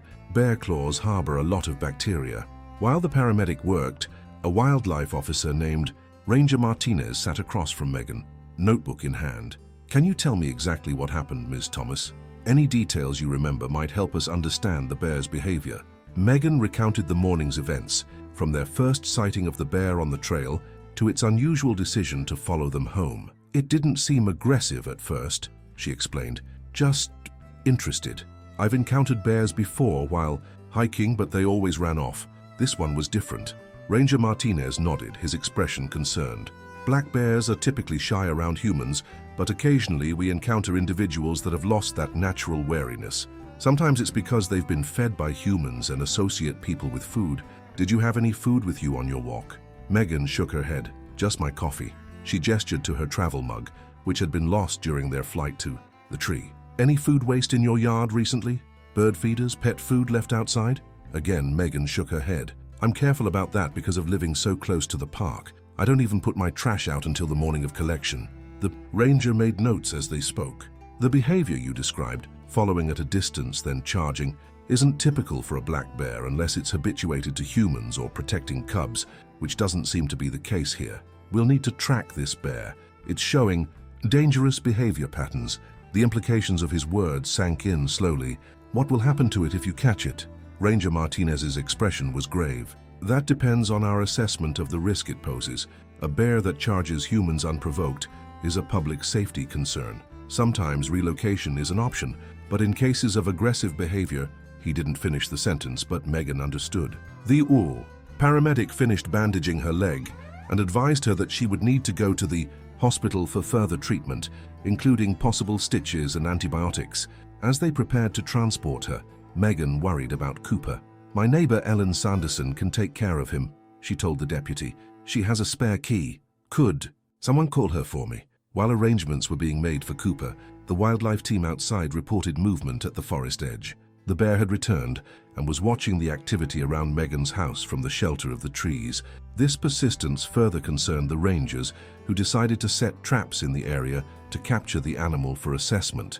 As Megan was helped into the ambulance, she caught a glimpse of the dark shape at the edge of her property, the bear still watching, still waiting. A chill ran through her that had nothing to do with the cool spring air. At the small regional hospital in Concrete, about 20 miles from Marble Mount, Dr. Sarah Chen examined Megan's injuries thoroughly. "You were lucky," she told Megan as she cleaned the wounds with an antimicrobial solution. "These gashes are deep enough to need stitches, but they didn't sever any tendons or hit major blood vessels." The doctor's gentle hands worked methodically, first numbing the area, then placing careful sutures to close the 4 parallel gashes that ran from the back of Megan's calf nearly to her ankle. "Bears have incredibly powerful claws," Dr. Chen commented. "Even a casual swipe can cause significant damage. You'll need to watch for signs of infection, redness, increased pain, swelling, or warmth around the wound. Bear claws can introduce all kinds of bacteria into a wound." Megan nodded, still feeling somewhat dazed by the morning's events. "What about rabies?" she asked, a new worry suddenly occurring to her. "Bears rarely carry rabies," Dr. Chen assured her. "It's not impossible, but it's extremely uncommon. We'll start you on a prophylactic course of antibiotics, which is standard procedure for wildlife injuries. You're also due for a tetanus booster, which we'll administer today." While the doctor worked, Deputy Mark Hollister from the Sheriff's Department came to take Megan's formal statement about the incident. He sat beside her treatment bed, his manner kind but professional. "Wildlife Services is still at your property," he informed her. "They've set up cameras and traps to monitor for the bear's return. Your neighbor picked up your dog and said he seems unharmed, just shaken up." "Thank you," Megan said, relieved to hear Cooper was safe. "Does this kind of thing happen often around here? Bears following people home?" Deputy Hollister shook his head. "It's unusual. We get bear sightings regularly, of course, living next to the national park, but typically they avoid human contact." Ranger Martinez mentioned this one's behavior is concerning. After recording her statement, the deputy provided Megan with information about wildlife incident procedures and a case number for her report. "The rangers will follow up with you about the bear situation. In the meantime, they've advised that you take extra precautions if you return home today. Ideally, they'd prefer you stay somewhere else until they've had a chance to capture and assess this animal." Megan thought of her isolated house at the forest edge and felt a pang of uncertainty. The home that had been her sanctuary now seemed vulnerable in a way it never had before. "I could stay with my neighbor for a night or two," she said, though the thought of imposing on Ellen, an elderly widow who lived alone, wasn't appealing. "That would be wise," Deputy Hollister nodded. "We can provide you with a ride when you're released if you need one." Dr. Chen finished the last of the 23 stitches required to close Megan's wounds and applied a sterile dressing. "You'll need to keep this dry for at least 48 hours, she instructed. "After that you can shower normally but avoid soaking the area. Change the dressing daily and come back in 10 days to have the stitches removed." She prescribed pain medication, antibiotics, and a tetanus booster, then arranged for Megan to meet with a physical therapist before leaving. "The cuts weren't deep enough to damage your muscles or tendons significantly, but you'll still benefit from some exercises to maintain mobility as you heal." The physical therapist, a young man named Jason, demonstrated gentle stretches and provided Megan with crutches to use for the first few days. "The goal is to keep your normal range of motion while allowing the tissue to heal," he explained. "Too much rest can lead to stiffness, but too much activity might tear the stitches." By mid-afternoon, Megan was released from the hospital with her prescriptions, crutches, and aftercare instructions. Deputy Hollister, true to his word, was waiting to drive her back to Marble Mount. During the drive, he filled her in on what had transpired at her property. "The wildlife team is still monitoring the area," he told her. "The bear was spotted twice more near your house after you left. They've set up traps with bait to try to capture it humanely." "What happens if they catch it?" Megan asked, dreading the answer she suspected was coming. The deputy glanced at her briefly before returning his eyes to the winding mountain road. "That's up to the wildlife management team, but given its behavior, when bears lose their natural fear of humans and begin to see us as prey rather than something to avoid, it usually doesn't end well for the bear." Megan fell silent, processing this information. While she understood the reasoning, a bear that viewed humans as potential prey was undeniably dangerous, She couldn't help feeling responsible somehow. "I've lived there for 3 years without any problems," she said eventually. "I always thought I was doing everything right, keeping food secured, making noise on trails, carrying bear spray." "You did do everything right," Deputy Hollister assured her. "Sometimes, despite all precautions, wild animals behave unpredictably. It's not your fault." When they arrived at her neighbor's house, Ellen Sanderson was waiting on the porch with Cooper. The moment the deputy's car pulled up, the Labrador strained at his leash, recognizing Megan immediately. Ellen, a silver-haired woman in her 70s, with the robust health of someone who had spent a lifetime in the mountains, helped Megan from the car, while Cooper danced circles around them, clearly relieved to see his owner safe. "He's been pacing by the window all day," Ellen told Megan, as they made their way into the house. "Poor thing knew something was wrong. I checked him over pretty thoroughly, and he doesn't seem to have any injuries, just some matted fur where he must have pressed against you in the tree." Inside Ellen's cozy living room, with its handmade quilts and view of the distant mountain peaks, Megan finally began to relax. The day's events washed over her in waves as the last of the adrenaline wore off, leaving her exhausted and sore. "You'll stay here tonight, of course," Ellen stated rather than asked. "I've made up the guest room, and I took the liberty of going over to your place with Deputy Rodriguez to get some clothes and toiletries for you." She gestured to a small overnight bag by the stairs. "Ellen, I can't thank you enough," Megan said, her voice thick with emotion. "Nonsense," the older woman replied briskly. "That's what neighbors are for out here. We look after each other." She busied herself in the kitchen preparing tea. "Now you should eat something. Hospital food is never sufficient, and you've had quite a shock to your system." As the evening progressed, Megan received calls from Ranger Martinez with updates on the bear situation. "We've got cameras set up around your property and along the trail where you first encountered it," he informed her. "The bear returned to your yard twice more this afternoon, which is extremely unusual behavior. It seems fixated on the area." "Is that normal?" Megan asked, unsettled by the news. "No, it's not," the ranger admitted. "Black bears typically cover large territories and wouldn't keep returning to a single location unless there was a specific attraction, like food. But you've confirmed you don't leave attractants around your property, so this behavior is concerning. We're going to continue monitoring overnight." After the call, Ellen served a simple but hearty dinner of vegetable soup and fresh bread. Cooper lay at Megan's feet, occasionally lifting his head to check on her, his brown eyes still showing signs of the day's trauma. The familiar routine of eating dinner and taking her medication provided some normalcy, but Megan couldn't shake the image of the bear watching her from the forest edge. That night, in Ellen's guest room, Megan struggled to sleep despite her exhaustion. Her leg throbbed beneath the bandages, and every creak of the old mountain house startled her awake. Cooper, allowed on the bed this one time due to special circumstances, pressed his warm body against hers, his steady breathing eventually lulling her into a fitful sleep. She dreamed of running through endless forests, a dark shape always just behind her, never quite catching up, but never falling behind either.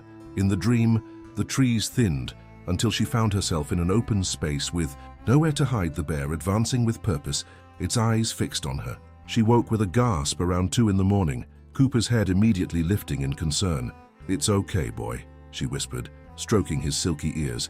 "Just a dream." Morning brought watery sunshine and another update from Ranger Martinez. He arrived at Ellen's house shortly after breakfast, his expression serious as he accepted a cup of coffee from the older woman.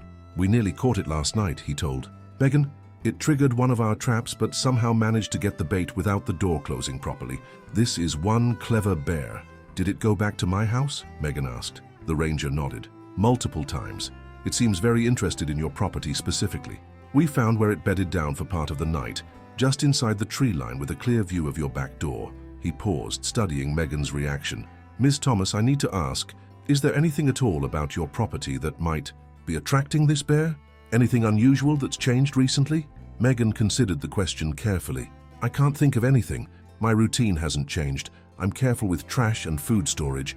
I don't even have a compost pile because I know it could attract wildlife." "What about inside your house? Any unusual food items? Sometimes bears can smell things we wouldn't expect, certain spices, oils, or specialty foods." Megan shook her head, then paused, a thought occurring to her. "Well, my sister visited last weekend and brought me some specialty honey from an apiary near her home in Oregon. It's in a sealed jar in my pantry, though. Could a bear smell that through the house walls?" Ranger Martinez looked thoughtful. Potentially. Bears have an incredible sense of smell, 7 times more powerful than a bloodhound's. They can detect food sources from miles away under the right conditions.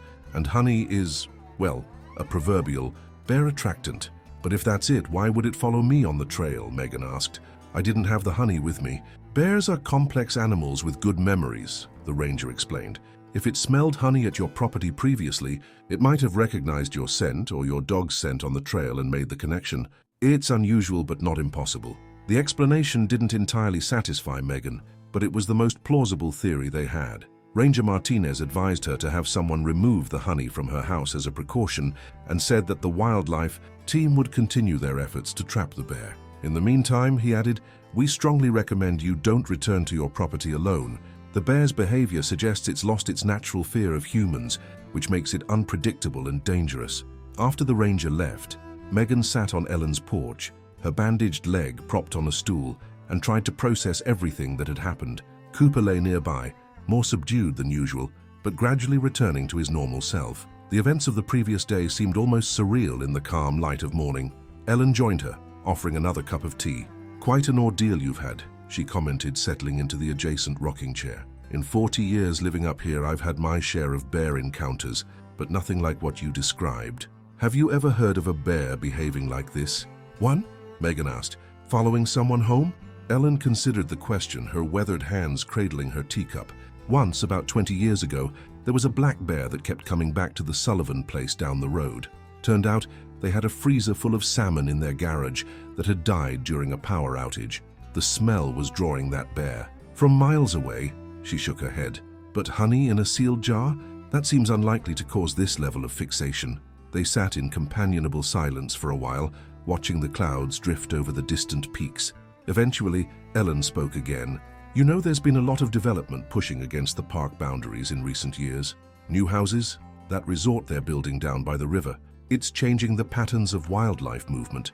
Bears that used to have undisturbed territory now find humans in their space. It creates conflict. Megan nodded. She had seen the construction when she drove into town, the luxury cabins being marketed as wilderness getaways with all the comforts of home. Do you think that's related to what happened? Could be, Ellen replied. Animals get displaced, confused. They find themselves in unfamiliar territory with unfamiliar rules. She gestured toward the mountains. People forget these woods belonged to the wildlife long before we built our homes here. Around noon, Deputy Rodriguez arrived with news. We've coordinated with Wildlife Services, and they're going to do a more comprehensive sweep of your property today, he told Megan. They want to check for any other potential attractants and secure the area. With your permission, I can escort you home to get more of your belongings if you'd like to stay with Mrs. Sanderson a bit longer. Ellen immediately chimed in. You're welcome to stay as long as you need, dear. Megan felt torn. Part of her wanted to return to her own space, to reclaim the sense of security that had been shattered. Another part dreaded facing the sight of yesterday's terror. I think I should at least check on the house, she decided, and get some work things. I have to call my boss about taking sick leave. With Cooper safely left in Ellen's care, Megan departed with Deputy Rodriguez. As they approached her property, she felt her heart rate increase.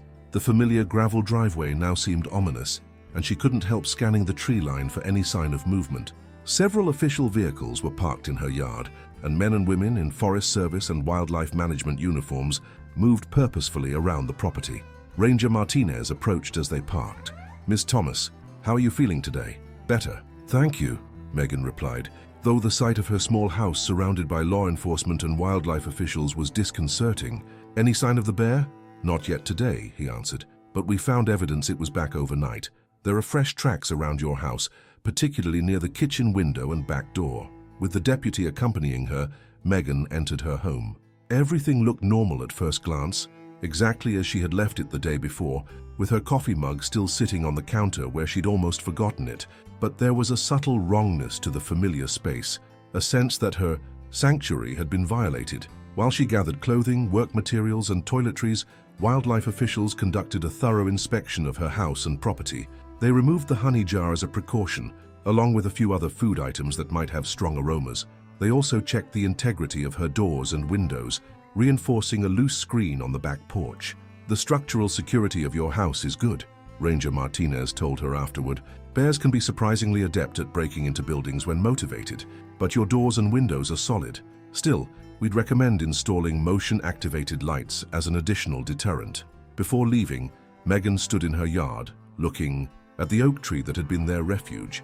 From this perspective, it seemed smaller than she remembered, less of a fortress and more of a temporary perch that had barely saved them. Her gaze drifted to the forest edge where the bear had watched them, and she suppressed a shiver. "Ready to go?" Deputy Rodriguez asked gently. Megan nodded, unable to shake the feeling that she was being watched from the shadows of the trees. Back at Ellen's house, Megan called her supervisor to explain the situation. To her relief, he was understanding about her need for a few days off to recover. "Bear attacks aren't covered in our standard sick leave policy," he joked weakly, "but I think we can make an exception. Take the time you need to heal, Megan." Throughout the afternoon, Megan received periodic updates from the wildlife team. They had reinforced the traps around her property and expanded their search area, looking for signs of where the bear might be denning or spending its days. By evening, there had been no new sightings, which Ranger Martinez suggested might be a positive sign. "It's possible the increased human activity has discouraged it," he told her over the phone. "Bears typically prefer to avoid areas with lots of people." That night, Megan slept better, aided by the pain medication and the security of Ellen's presence. Cooper had relaxed enough to sleep in his usual spot on the floor beside the bed, rather than pressed against her. The nightmare returned once, but less vividly, and she was able to fall back asleep after waking. The second morning after the attack, Megan's leg was noticeably less painful, though the area around the stitches remained swollen and tender. She managed to move around Ellen's house with just one crutch, gradually regaining her mobility. Cooper, too, seemed to be recovering from the ordeal, showing more interest in exploring Ellen's yard under the older woman's watchful eye. Megan spent part of the morning on her laptop, catching up on work emails and adjusting her project timelines to account for her unexpected absence. The routine tasks helped restore a sense of normalcy, though she found her attention wandering to the windows more often than usual, scanning the surroundings reflexively. Around midday, Ranger Martinez called with significant news. "We've caught a bear," he informed her. "A male black bear trapped near your compost bin early this morning." Megan's heart jumped. "Is it the same one? The one that chased us?" "We believe so," the ranger replied. "It matches your description in size and appearance, and it was caught on your property where the bear has been repeatedly sighted. We're transporting it to our facility for assessment now." "What happens next?" Megan asked, both relieved and somehow anxious about the bear's fate. "We'll conduct a thorough evaluation," Martinez explained. "We need to determine whether this bear's behavior represents a continuing threat to public safety. Given the nature of your encounter and its subsequent behavior, relocation may not be possible." The implications hung unspoken between them. Megan understood that wildlife management sometimes required difficult decisions, especially when an animal had demonstrated aggressive behavior toward humans. Still, she felt an unexpected pang at the thought of the bear being euthanized because of their encounter. "Is there any chance it could be relocated?" she asked. "Maybe to a more remote area?" The ranger's tone was gentle but firm. "We'll explore all options, Ms. Thomas, but I want to be candid with you. When a bear has demonstrated this level of habituation to humans and has actually pursued and injured a person, our options are limited. Relocated bears often return to problematic behaviors, especially if they've lost their natural wariness of humans." After the call ended, Megan sat quietly processing the news. Ellen, observing her troubled expression, sat down beside her. "Thinking about the bear?" the older woman asked. Megan nodded. "They caught it. Ranger Martinez says they might have to, you know." Ellen patted her hand sympathetically. "It's the way of things up here, living alongside wild creatures. Sometimes there are hard choices to be made." She gazed out the window toward the mountains. "When I first moved here with my late husband in the 70s, there was a different understanding about coexisting with wildlife. People expected to make accommodations to yield sometimes. Now, with so many new residents coming from urban areas, there's less tolerance for the realities of sharing space with wild animals. I don't want it to be killed because of me," Megan admitted. "It wouldn't be because of you," Ellen corrected her gently. "It would be because something in that bear's experience or nature made it see humans as prey rather than as something to avoid. That's not sustainable for either bears or humans in the long run." Later that afternoon, Deputy Hollister arrived to take Megan's formal statement about the incident for the county records. As they sat at Ellen's kitchen table, he explained that wildlife encounters were carefully documented to establish patterns and inform public safety protocols. There, Have been 3 other bear incidents in the county this spring, he told her. All black bears, all showing unusual boldness around humans. Wildlife Services is trying to determine if there's a connection. Like what? Megan asked, curious despite her unease. Could be a number of things, the deputy replied. Food shortages, in their natural habitat pushing them into human areas. Habituation due to improper food storage by campers or residents, or even factors like the mild winter we had, which might have affected hibernation patterns. After completing her statement, Megan asked about returning to her home. Do you think it's safe now that they've caught the bear? Deputy Hollister considered her question. Ranger Martinez would be better qualified to advise on that, but in my opinion, it would be prudent to wait another day or two. They want to make sure the bear they caught is definitely the one that attacked you and that it was acting alone. Acting alone? Megan repeated, confused.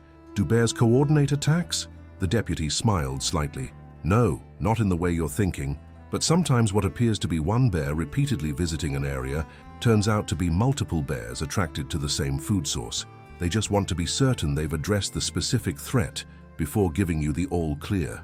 That evening, Ellen invited a few neighbors over for dinner, partly to distract Megan from her worries, and partly because news of the bear attack had spread through the small community and people were concerned. The Thompson family from down the road brought a casserole, and Bill Jensen, who ran the local hardware store, arrived with a gift basket of bear deterrents, motion-activated lights, an air horn, and extra-strength bear spray. Heard about?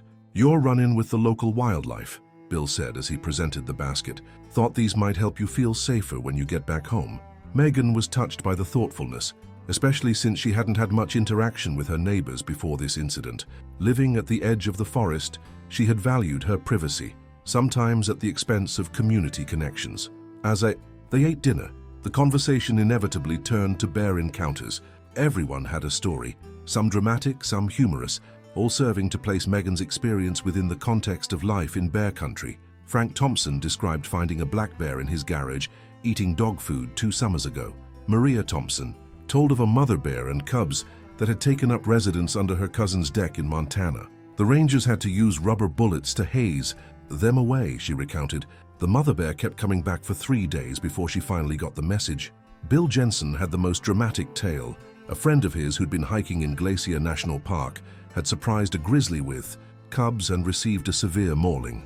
He lived, Bill assured them, noting Megan's wide eyes.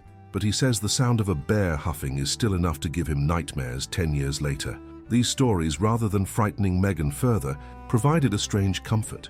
Her experience, while terrifying, was part of the reality of living in this beautiful but wild place. The community understood this balance in a way that outsiders might not, acknowledging both the wonder and the danger of sharing the landscape with powerful predators. As the neighbors departed with promises to check in on her, Megan felt a growing resolve. This incident, frightening as it was, didn't have to define her relationship with her home or the surrounding wilderness.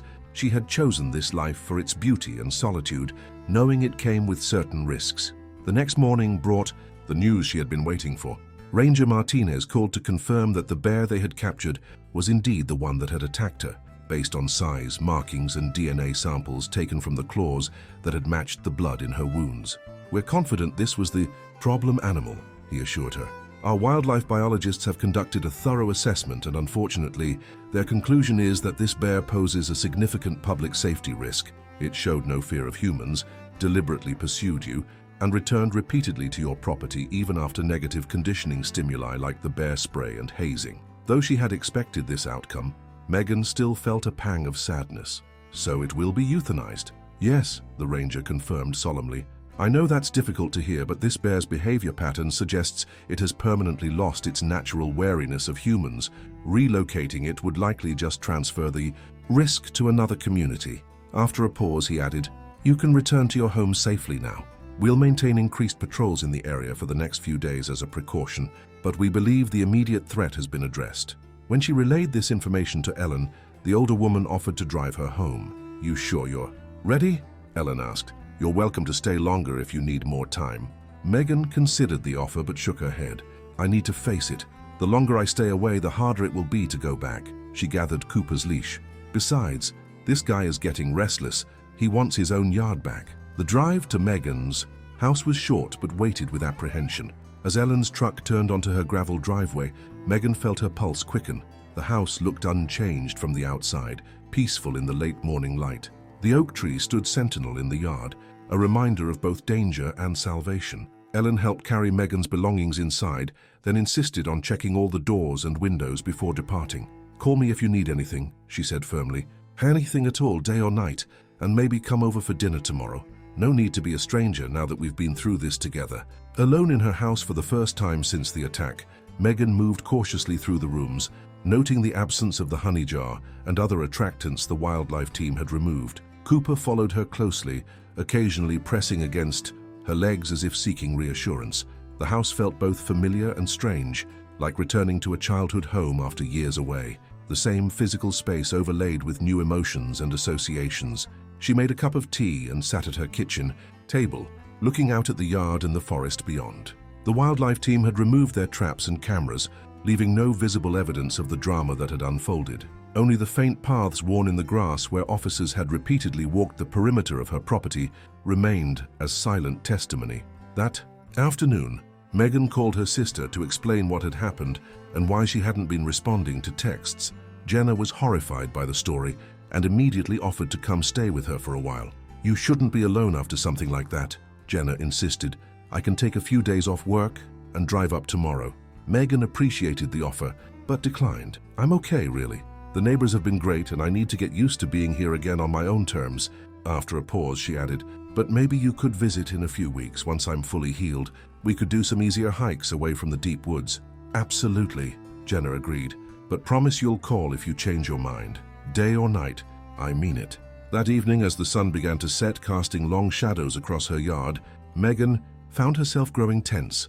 She double-checked the locks on her doors and windows, installed the motion-activated lights Bill had given her, and kept Cooper close by.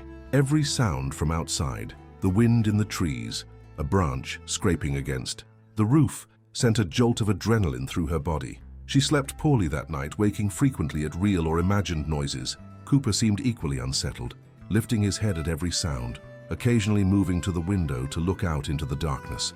Megan left lights on in the hallway and bathroom, unwilling to be in complete darkness.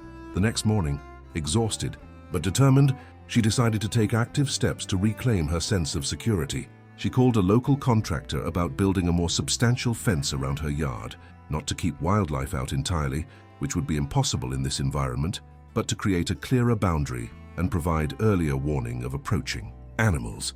She also researched additional security measures specific to bear country.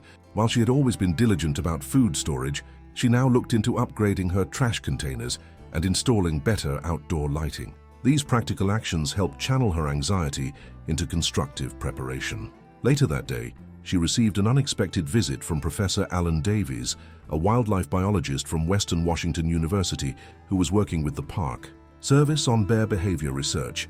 Ranger Martinez had mentioned her case to him as an unusual behavioral example. "Hope I'm not intruding," the professor said after introducing himself, "but your experience represents an important data point in understanding human-bear conflicts, and I wondered if you'd be willing to share more details about the encounter." Megan invited him in, oddly relieved to talk about the incident with someone who approached it from a scientific rather than emotional perspective. As they sat in her living room, Cooper watching the stranger with cautious interest, Professor Davies asked detailed questions about the bear's behavior, posture, and vocalizations. "The fact that it followed you home is particularly noteworthy," he commented, taking notes. "Black bears typically avoid human settlements unless they've been food conditioned, and the persistence it showed in returning to your property suggests a level of habituation we don't often see in wild populations." "Could it have been someone's pet that was released?" Megan asked, a possibility she hadn't considered before. The professor shook his head firmly. "Extremely unlikely. While there are unfortunately cases of people illegally keeping bear cubs as pets, they rarely survive to adulthood in captivity, and a bear raised by humans typically shows different behavioral patterns, often more directly aggressive or overtly food-seeking." He flipped through his notes. "No, what's interesting about your case is that the bear showed targeted interest in you specifically, rather than general foraging behavior around human habitation." Before leaving, Professor Davies asked if he could include her case in a research paper he was preparing on changing bear behavior patterns in areas with increasing human development. Megan agreed. oddly comforted by the idea that her frightening experience might contribute to scientific understanding and possibly help prevent similar incidents in the future. Over the next few days, Megan gradually re-established her routine, though with significant modifications. She worked remotely from home, venturing out only to visit Ellen or make necessary trips to town. Her leg was healing well, the pain diminishing to a dull ache that flared only when she overexerted herself. The physical therapist had provided exercises to maintain mobility in the injured area, which she performed diligently each morning and evening. Cooper, too, was recovering his usual exuberant personality, though he remained unusually vigilant during their brief excursions into the yard. Megan noticed that he now paused frequently during play to scan the forest edge, a new habit that mirrored her own heightened awareness. A week after the attack, Megan received a formal incident report from the National Park Service, documenting the encounter, response, and resolution in clinical, bureaucratic language that seemed disconnected from the terror she had experienced. Attached was a pamphlet on wildlife safety and a brief note from Ranger Martinez thanking her for her cooperation and offering continued support if needed. Reading through the report, Megan was struck by how the intense, life-altering experience had been reduced to a series of timestamps, location coordinates, and procedural notes. The bear, identified by the study number WA37291B, was described as a male American black bear, Ursus americanus, approximately 7 to 8 years old, weighing 12 pounds. The attack itself was summarized in 2 sentences. Subject sustained 4 lacerations to posterior right calf from bear claws, no puncture wounds or crush injuries present. The final section of the report confirmed what Ranger Martinez had told her about the bear's fate. Due to the unprovoked nature of the attack, the bear's subsequent return to the site, and its failure to respond to negative conditioning, wildlife management officials determined the animal presented an unacceptable public safety risk. The bear was humanely euthanized on April 17th, in accordance with Protocol WL325. Megan set the report aside, unsure how to feel. There was relief, certainly, knowing that the specific animal that had attacked her was no longer a threat. But there was also a complex mixture of sadness, guilt, and resignation, an acknowledgement that this outcome, while necessary for human safety, represented a failure of coexistence between humans and wildlife. That evening, in an attempt to process these feelings, Megan sat on her back porch with a journal, recording her memories of the encounter while they were still fresh. She described the bear's appearance, its movements, the sounds it made, and her own emotional responses throughout the ordeal. The act of writing provided a sense of control over the narrative, allowing her to externalize the experience that had been replaying in her mind. As twilight descended, turning the forest into a wall of deepening shadow, she found herself listening intently to the natural sounds around her, the wind in the trees, birdsong, the distant rushing of the river. These were the sounds that had drawn her to this place, the soundtrack of the wilderness she had sought when she moved here after her divorce. The bear attack had temporarily transformed these sounds into potential warnings, sources of anxiety. Rather than peace, she was determined not to let that change become permanent. The next morning, after a night of better sleep, Megan made a decision. It had been 10 days since the attack, and while her leg was still healing, she was mobile enough to drive and walk short distances without the crutches. She called Ellen. "I was wondering if you'd like to go into town with me," she proposed. "I need to pick up a few things, and I thought maybe we could have lunch at that cafe you mentioned." Ellen agreed enthusiastically, and 2 hours later, they were seated at a small table in the Mountain View Cafe in Marblemount, a cozy establishment, popular with both locals and tourists passing through on their way to the national park. Megan had left Cooper at home, not yet ready to manage him in public with her still healing leg. The cafe was busier than Megan had expected for a weekday, filled with the murmur of conversation and the clatter of dishes. After they ordered, Ellen leaned across the table. "First time in town since it happened?" Megan nodded. "First time going anywhere besides your place and the hospital checkup. How does it feel?" Ellen asked, her weathered face showing genuine concern. "Strange," Megan admitted. "Like I'm stepping back into normal life, but I'm not the same person who left it." She gazed around at the cafe patrons, hikers planning their day over maps, locals catching up on community news, waitstaff bustling between tables. Everyone else is just going about their regular lives. "That's always the way after something life-changing," Ellen said. "The world keeps spinning, oblivious to our personal earthquakes." She stirred her tea thoughtfully. "After my Henry died, I remember being shocked that the post office was still open, that people were still buying groceries and gossiping about their neighbors. It seemed wrong somehow. Their conversation was interrupted by the arrival of their food, and for a while, they ate in companionable silence. Megan was surprised to find she had a healthy appetite, the first time since the attack that food had seemed appealing rather than merely necessary. As they were finishing their meal, a man at a neighboring table leaned over. "Excuse me," he said, "but are you the woman who had the run-in with the black bear last week, out near Cascade River Road?" Megan tensed slightly, unprepared for being recognized. "Yes, that's me." The man, middle-aged with the sun-weathered face of an outdoorsman, nodded. "Thought so. My buddy works for the Park Service, said it was quite a situation." He extended his hand. "Jim Holden. I've lived here 40 years, done CR work in the park. Glad to see you're okay." Megan shook his hand, uncomfortable but not wanting to be rude. "Thank you. Bear's been acting strange this year," Jim continued, seemingly oblivious to her discomfort. "My neighbor up on Lookout Mountain had one tear apart his shed last month. Bold as anything, middle of the day." This comment caught Megan's attention. "Really? Was it a black bear?" "Yep, big male. Rangers tried to relocate it, but it came right back to T days later." Jim shook his head. "Something's got them stirred up this season." Ellen, sensing Megan's mixed feelings about discussing the incident with a stranger, smoothly interjected. "Jim, how's that new grandson of yours? Must be about 6 months now." The conversation shifted to safer territory. But as they left the cafe after saying goodbye to Jim, Megan found herself contemplating his comment about other unusual bear behaviors in the area. It aligned with what Deputy Hollister had mentioned about multiple incidents this spring. "Do you think something's really changing with the bears around here?" she asked Ellen as they walked to the car. Ellen considered the question seriously. "It's possible. The balance between humans and wildlife is delicate, easily disrupted. Could be habitat loss from the new development, or changes in their food supply due to last year's drought, or even just more reporting because we have more people living in previously remote areas."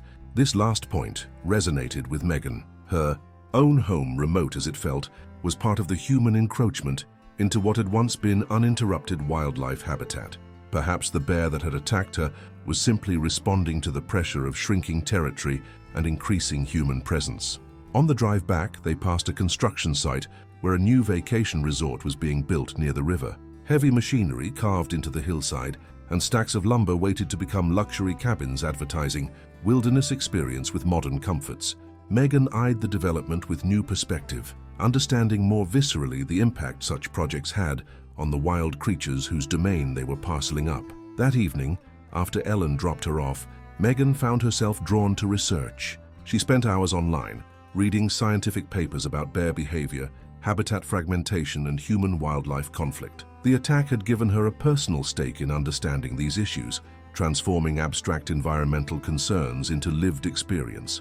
One article particularly caught her attention, a study tracking black bear movements in relation to human development in Western Washington. The researchers had found that bears near developed areas showed increasingly fragmented movement patterns, often traveling at night to avoid human contact and using ever smaller patches of habitat. The stress this placed on the animals sometimes resulted in unusual behaviors, including heightened aggression and loss of normal wariness around humans. Megan thought about the bear that had attacked her, not as a malevolent force, but as an animal trying to navigate a world increasingly transformed by human presence. This didn't diminish the danger it had posed or the trauma of her experience, but it placed the encounter in a broader context that felt important to acknowledge. The next morning, Megan woke feeling more resolved than she had since the attack. After breakfast, she called Ranger Martinez with a request. "I'd like to donate to wildlife conservation," she told him.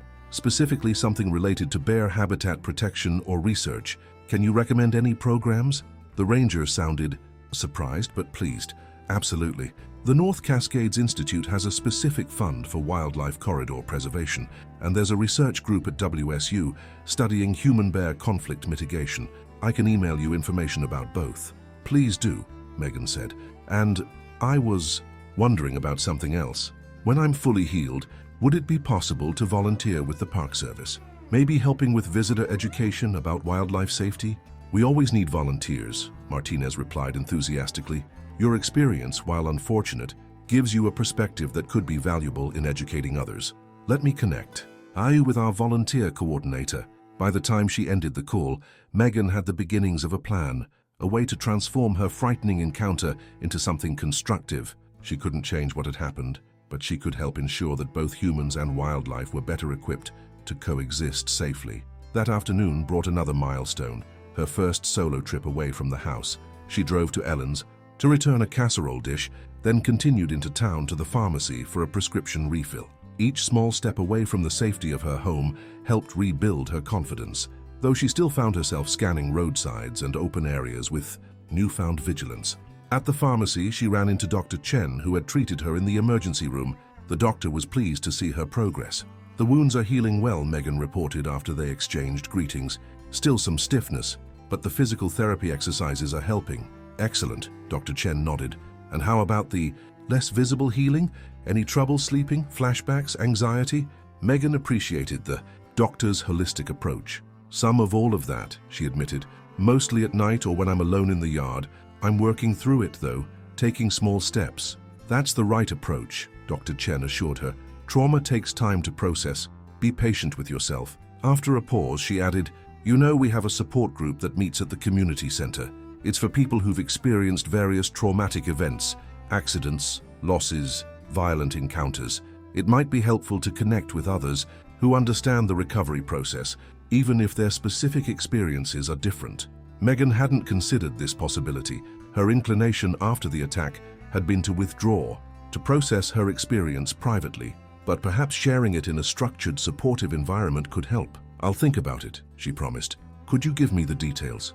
Armed with information about the support group, which met weekly on Thursday evenings, Megan returned, home feeling more connected to the community than she had in her 3 years of living there. The bear attack, for all its terror and trauma, had pushed her out of her solitary routine and into relationship with her neighbors and town in ways she hadn't anticipated. That night, as she prepared for bed, Cooper suddenly raised his head, ears alert. A moment later, Megan heard it too, a rustling sound from the yard. Her heart rate instantly accelerated, her body flooding with adrenaline. Rational thought reminded her that the bear responsible for the attack had been captured, but her instinctive response bypassed reason. She forced herself to approach the window carefully, Cooper at her side. In the glow of the motion-activated lights, she saw the source of the noise, a young raccoon investigating her newly reinforced trash container. Relief washed over her, followed by rueful amusement at her reaction. Recovery would clearly be a process of small victories and occasional setbacks. 2 weeks after the attack, Megan had her stitches removed by Dr. Chen. The wounds had healed into 4 parallel scars, still pink and tender but no longer requiring bandages. The doctor assured her that while the scars would likely remain visible, they would fade over time. She was cleared to resume most normal activities, though advised to avoid strenuous hiking for another few weeks. "The tissue needs time to fully heal and strengthen," Dr. Chen explained, "but gentle walks on established trails should be fine, assuming you're emotionally ready for that." The question of emotional readiness was complicated. Physically, Megan was recovering well, but the thought of returning to the forest trails still triggered anxiety. She had ventured only as far as the edge of her yard, finding reasons to avoid the path that led into the woods, where they had first encountered the bear. After her appointment, Megan stopped at the North Cascades National Park Visitor Center. She had decided to follow through on her conversation with Ranger Martinez about volunteering and had an appointment with the volunteer coordinator, Lisa Winters. The visitor center was busy with early season tourists planning their wilderness adventures. Megan watched them studying maps and displays, their faces alight with anticipation of the natural beauty they would encounter. Their excitement reminded her of her own first visits to the park before she had moved to the area. The awe she had felt at the towering peaks, pristine lakes, and abundant wildlife, that sense of wonder had been temporarily overshadowed by fear, but she was determined to reclaim it. Lisa Winters, a cheerful woman in her 50s with graying hair pulled back in a practical ponytail, greeted Megan warmly. "Ranger Martinez mentioned you might be stopping by. Let's talk in my office where it's quieter." In the small paper-filled office behind the information desk, Lisa outlined the various volunteer opportunities available. "We are particularly looking for help with our wildlife safety education program," she explained. "Too many visitors come here with either no knowledge of how to behave in bear country, or almost worse, with misconceptions they've picked up from questionable sources." "That's exactly the area I'm interested in," Megan told her. After my experience, I feel like I could offer a perspective that might help people take the safety guidelines more seriously. Lisa nodded thoughtfully. Your first-hand experience would certainly lend credibility to the information we provide. She pulled a folder from a stack on her desk. Here's our volunteer application and some information about the training program. We do require volunteers to complete a 20-hour training course before they begin work with the public. Megan took the materials, feeling a sense of purpose that had been absent in the aftermath of the attack. By the time she left the visitor center, she had completed the application and scheduled her first training session for the following week. On her way home, Megan made one more stop at the local outdoor equipment store. Her bear spray canister had been collected as evidence after the attack, and while she hoped never to need it again, she knew better than to venture outdoors in bear country without this essential safety tool. As she paid for the new canister, she engaged the cashier in conversation about recent wildlife sightings in the area. Bears have been unusually active this spring, the young man confirmed as he rang up her purchase. We've sold more bear spray in the past month than we normally do in a whole season. Rangers say it's probably due to the mild winter affecting their hibernation patterns. Megan considered this explanation, which aligned with what others had suggested. Have there been many encounters reported? A few, he nodded. Nothing as serious as yours, though. Word gets around in a small town. He handed her the bear spray in a paper bag. Folks have been seeing them closer to residential areas than usual. Some people think it might be related to the new resort construction, driving them out of their usual territory. This was the second time someone had mentioned the resort development in connection with unusual bear behavior. Megan made a mental note to ask about this at her volunteer training. If human development was indeed displacing wildlife into closer contact with residential areas, this was information that should be incorporated into public education efforts. Home, Megan found herself contemplating the new bear spray. The previous canister had proven ineffective in their encounter, largely due to an unfavorable wind direction. She resolved to research best practices for deploying bear spray and to practice with an inert training canister. If she ever faced such a situation again, she wanted to be better prepared. That evening, she received an unexpected phone call from Professor Davies, the wildlife biologist who had interviewed her about the attack. Ms. Thomas, I hope I'm not disturbing you, he began. I wanted to follow up on our conversation about the bear incident. I've been analyzing the data from several unusual encounters in the region this spring, including yours, and I've found some patterns I thought might interest you. Curious, Megan encouraged him to continue.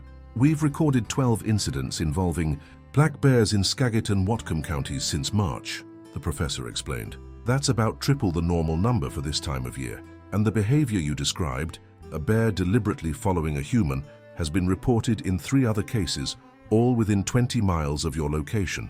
That seems significant, Megan commented, unsettled by this information. It's unusual enough that we're launching a focused research project, Davies confirmed. We're going to collar several bears in the area to track their movements in relation to human development, particularly the new resort construction along the river corridor, which appears to be disrupting established wildlife movement patterns. After the call, Megan sat on her back porch watching the sun set behind the mountain peaks. Professor Davies' research validated her growing sense that her encounter, while personally traumatic, was part of a larger pattern of disruption in the delicate balance between human communities and wildlife. The bear that had attacked her wasn't simply a rogue animal with abnormal behavior. It was responding to pressures created by human encroachment on its habitat. This perspective didn't erase the fear she had experienced or the lingering anxiety she still felt, but it helped her contextualize the event in a way that felt less random and more understandable. It also strengthened her resolve to contribute to education efforts that might prevent similar incidents in the future. The next morning, Megan faced a challenge she had been avoiding, returning to the forest trail where the encounter had begun. Cooper had been restless, clearly missing their daily walks, and she knew that avoiding the woods indefinitely would only reinforce her fear. With her new bear spray securely holstered on her belt and her phone fully charged, she clipped Cooper's leash and stood at her back door, gathering her courage. "Just a short walk today, boy," she told the eager Labrador.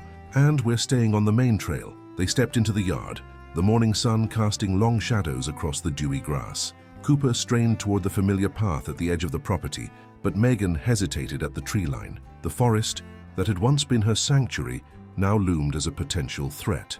She took a deep breath, remembering Dr. Chen's advice about pacing her recovery and challenging her fears gradually. "Okay, Cooper, let's go." They entered the woods, Megan hyper-aware of every sound and movement around them. The trail looked exactly as it always had, dappled sunlight filtering through the canopy, ferns lining the path, birdsong echoing among the trees. Yet her perception of it had fundamentally changed. Where once she had walked lost in thought, now she was intensely present, scanning constantly for signs of danger. Cooper, too, seemed more alert than on their walks before the attack.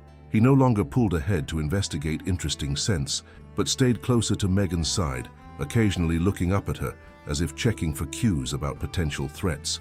They walked for about 15 minutes, reaching a small clearing where the trail widened before continuing deeper into the forest. This seemed like a natural turning point for their first venture back into the woods. Megan paused, allowing herself to acknowledge both the anxiety she felt and the accomplishment of having come this far. "Good job, Cooper," she said, giving the dog an affectionate pat. "This is far enough for today." As they turned to head back, Megan caught movement in the undergrowth about 30 yards off the trail. Her heart rate spiked instantly, her hand moving to the bear spray on her belt. Cooper stiffened beside her, his attention locked on the same spot. A moment later, a young deer emerged from the bushes, delicate and wary.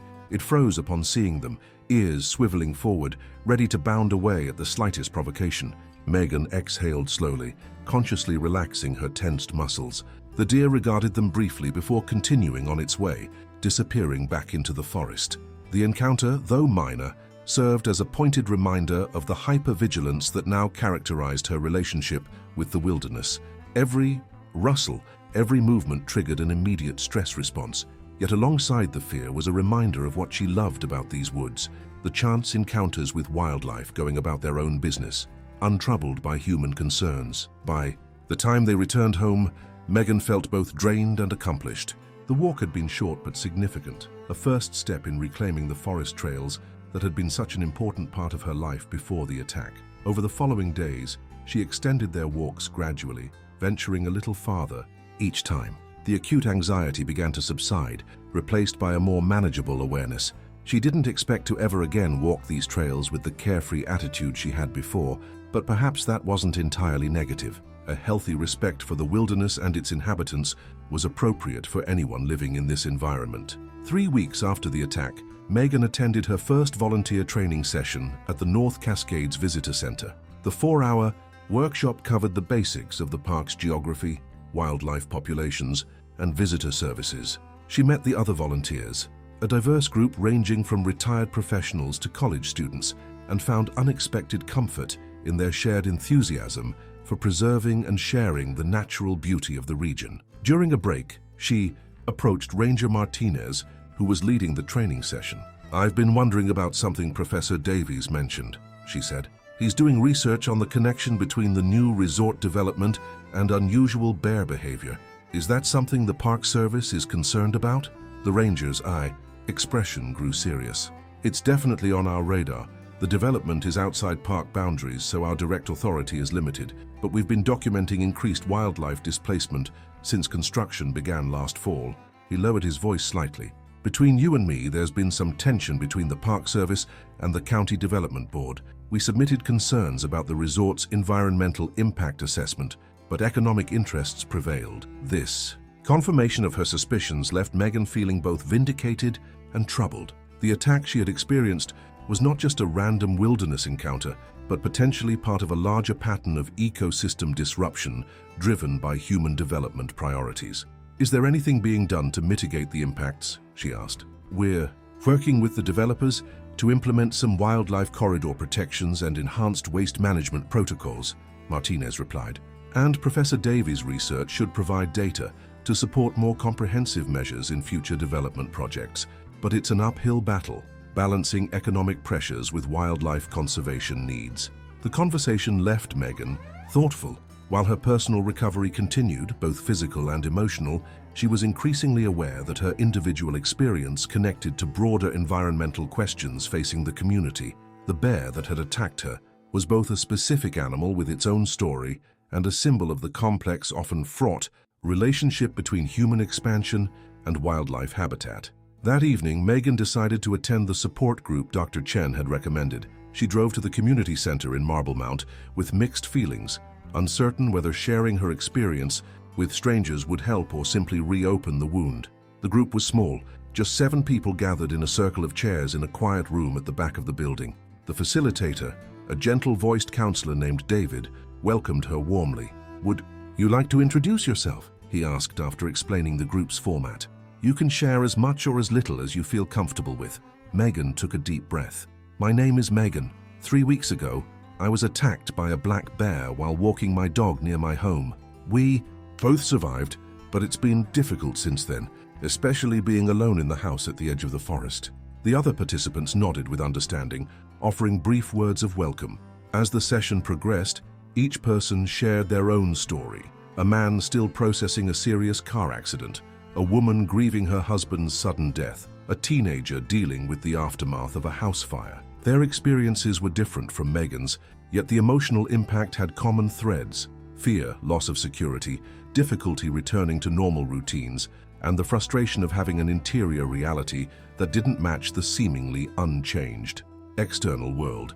When it was Megan's turn to speak more fully about her experience, she found herself describing not just the attack itself, but its aftermath, the startling moments when ordinary sounds triggered panic, the complex feelings about the bear's fate, and her growing awareness of the broader ecological context of the encounter.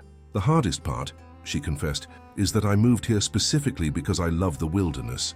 Now I'm having to rebuild my relationship with the very environment I sought out, and I'm not sure if I'll ever feel the same way about it again."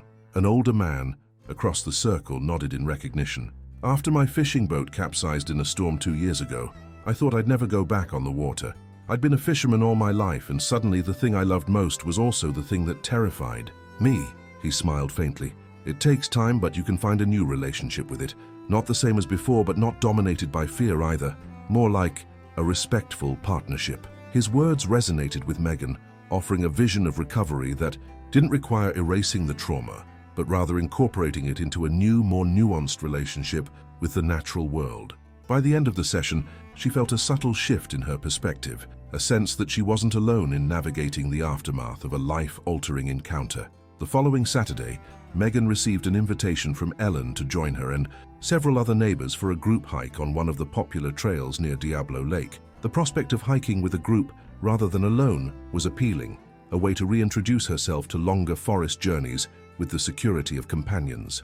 The theme hike proved to be a turning point in her recovery, surrounded by friendly conversation and shared appreciation for the spectacular views of turquoise lake waters against the backdrop of snow-capped peaks.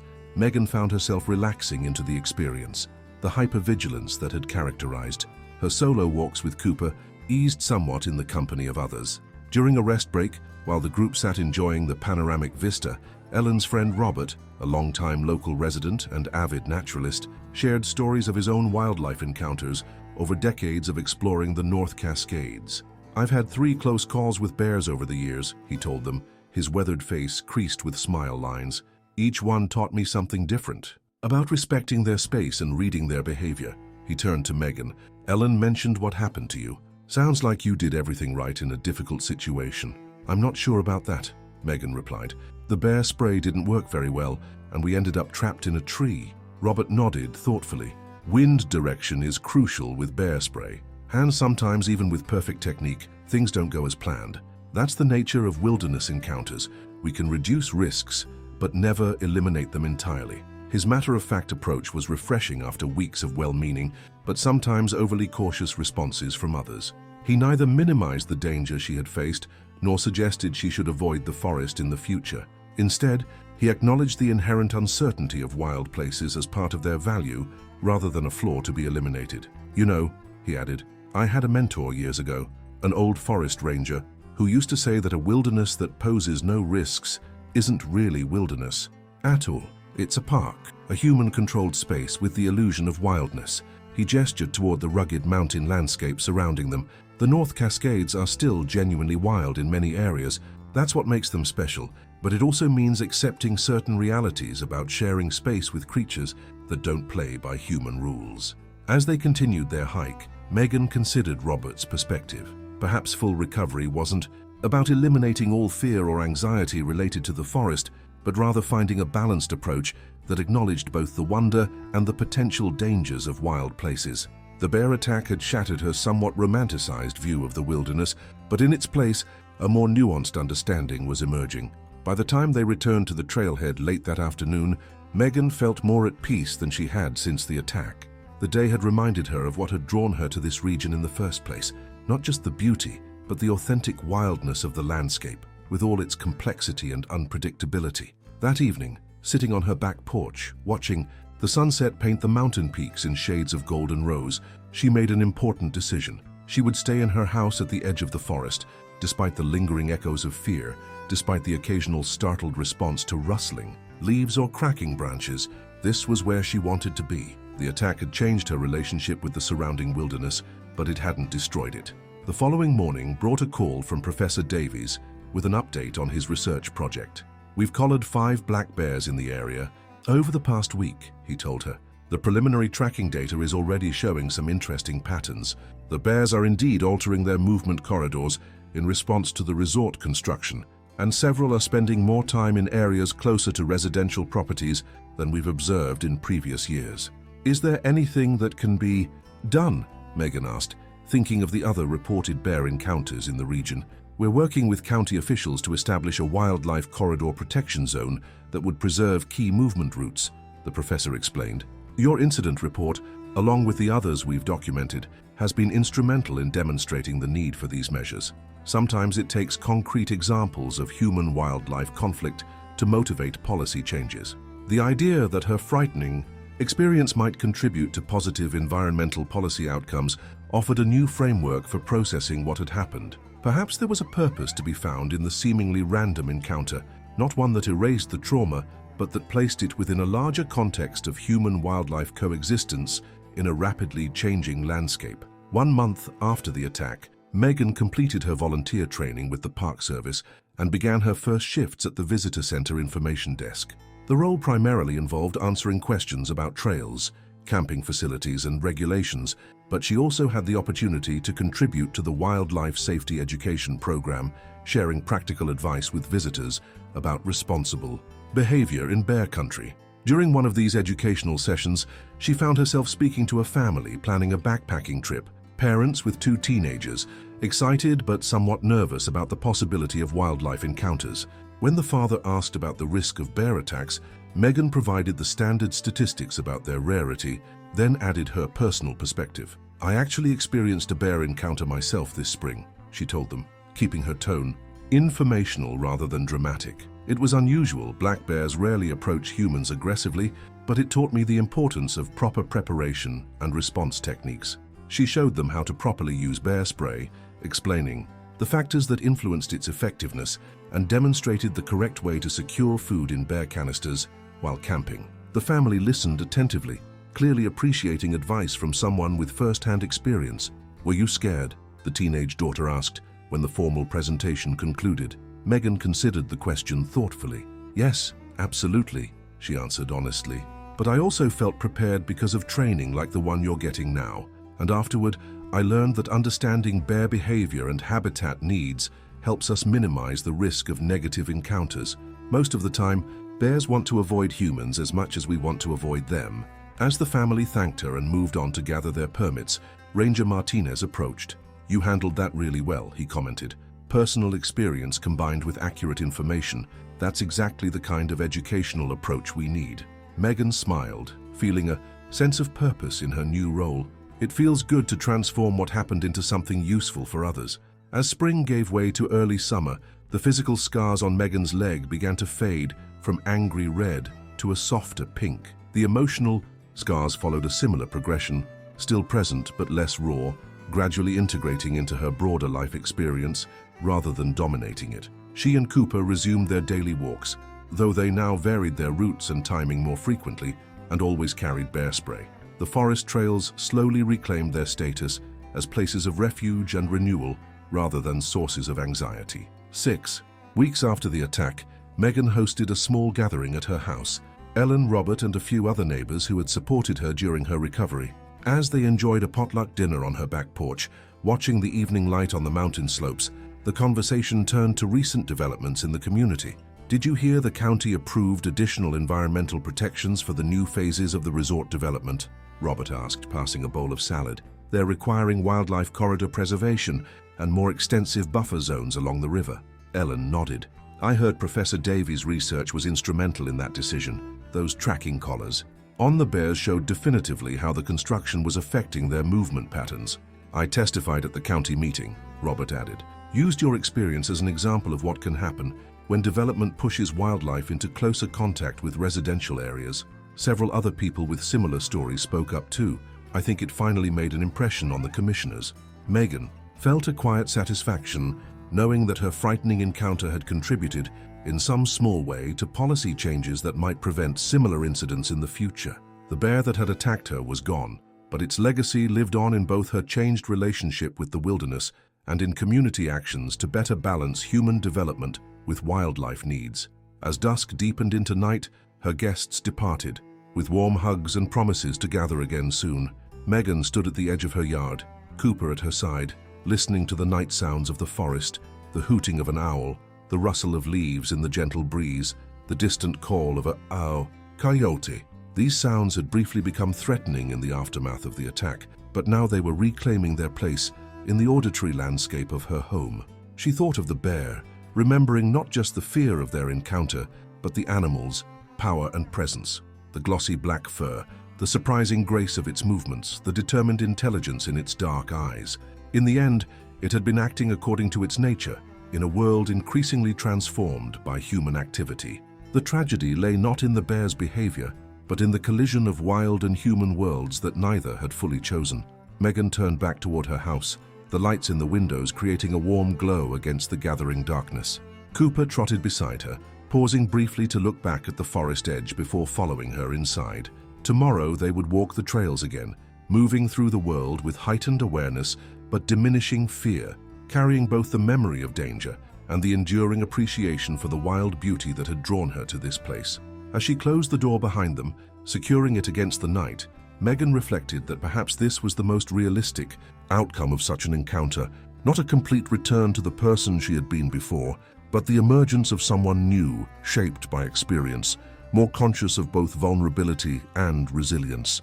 The bear was gone, having fulfilled its brief but significant role in her life story. What remained were the scars, the memories, and a deeper understanding of what it meant to live at the edge of wilderness, where human certainties gave way to the older, wilder rhythms of the natural world.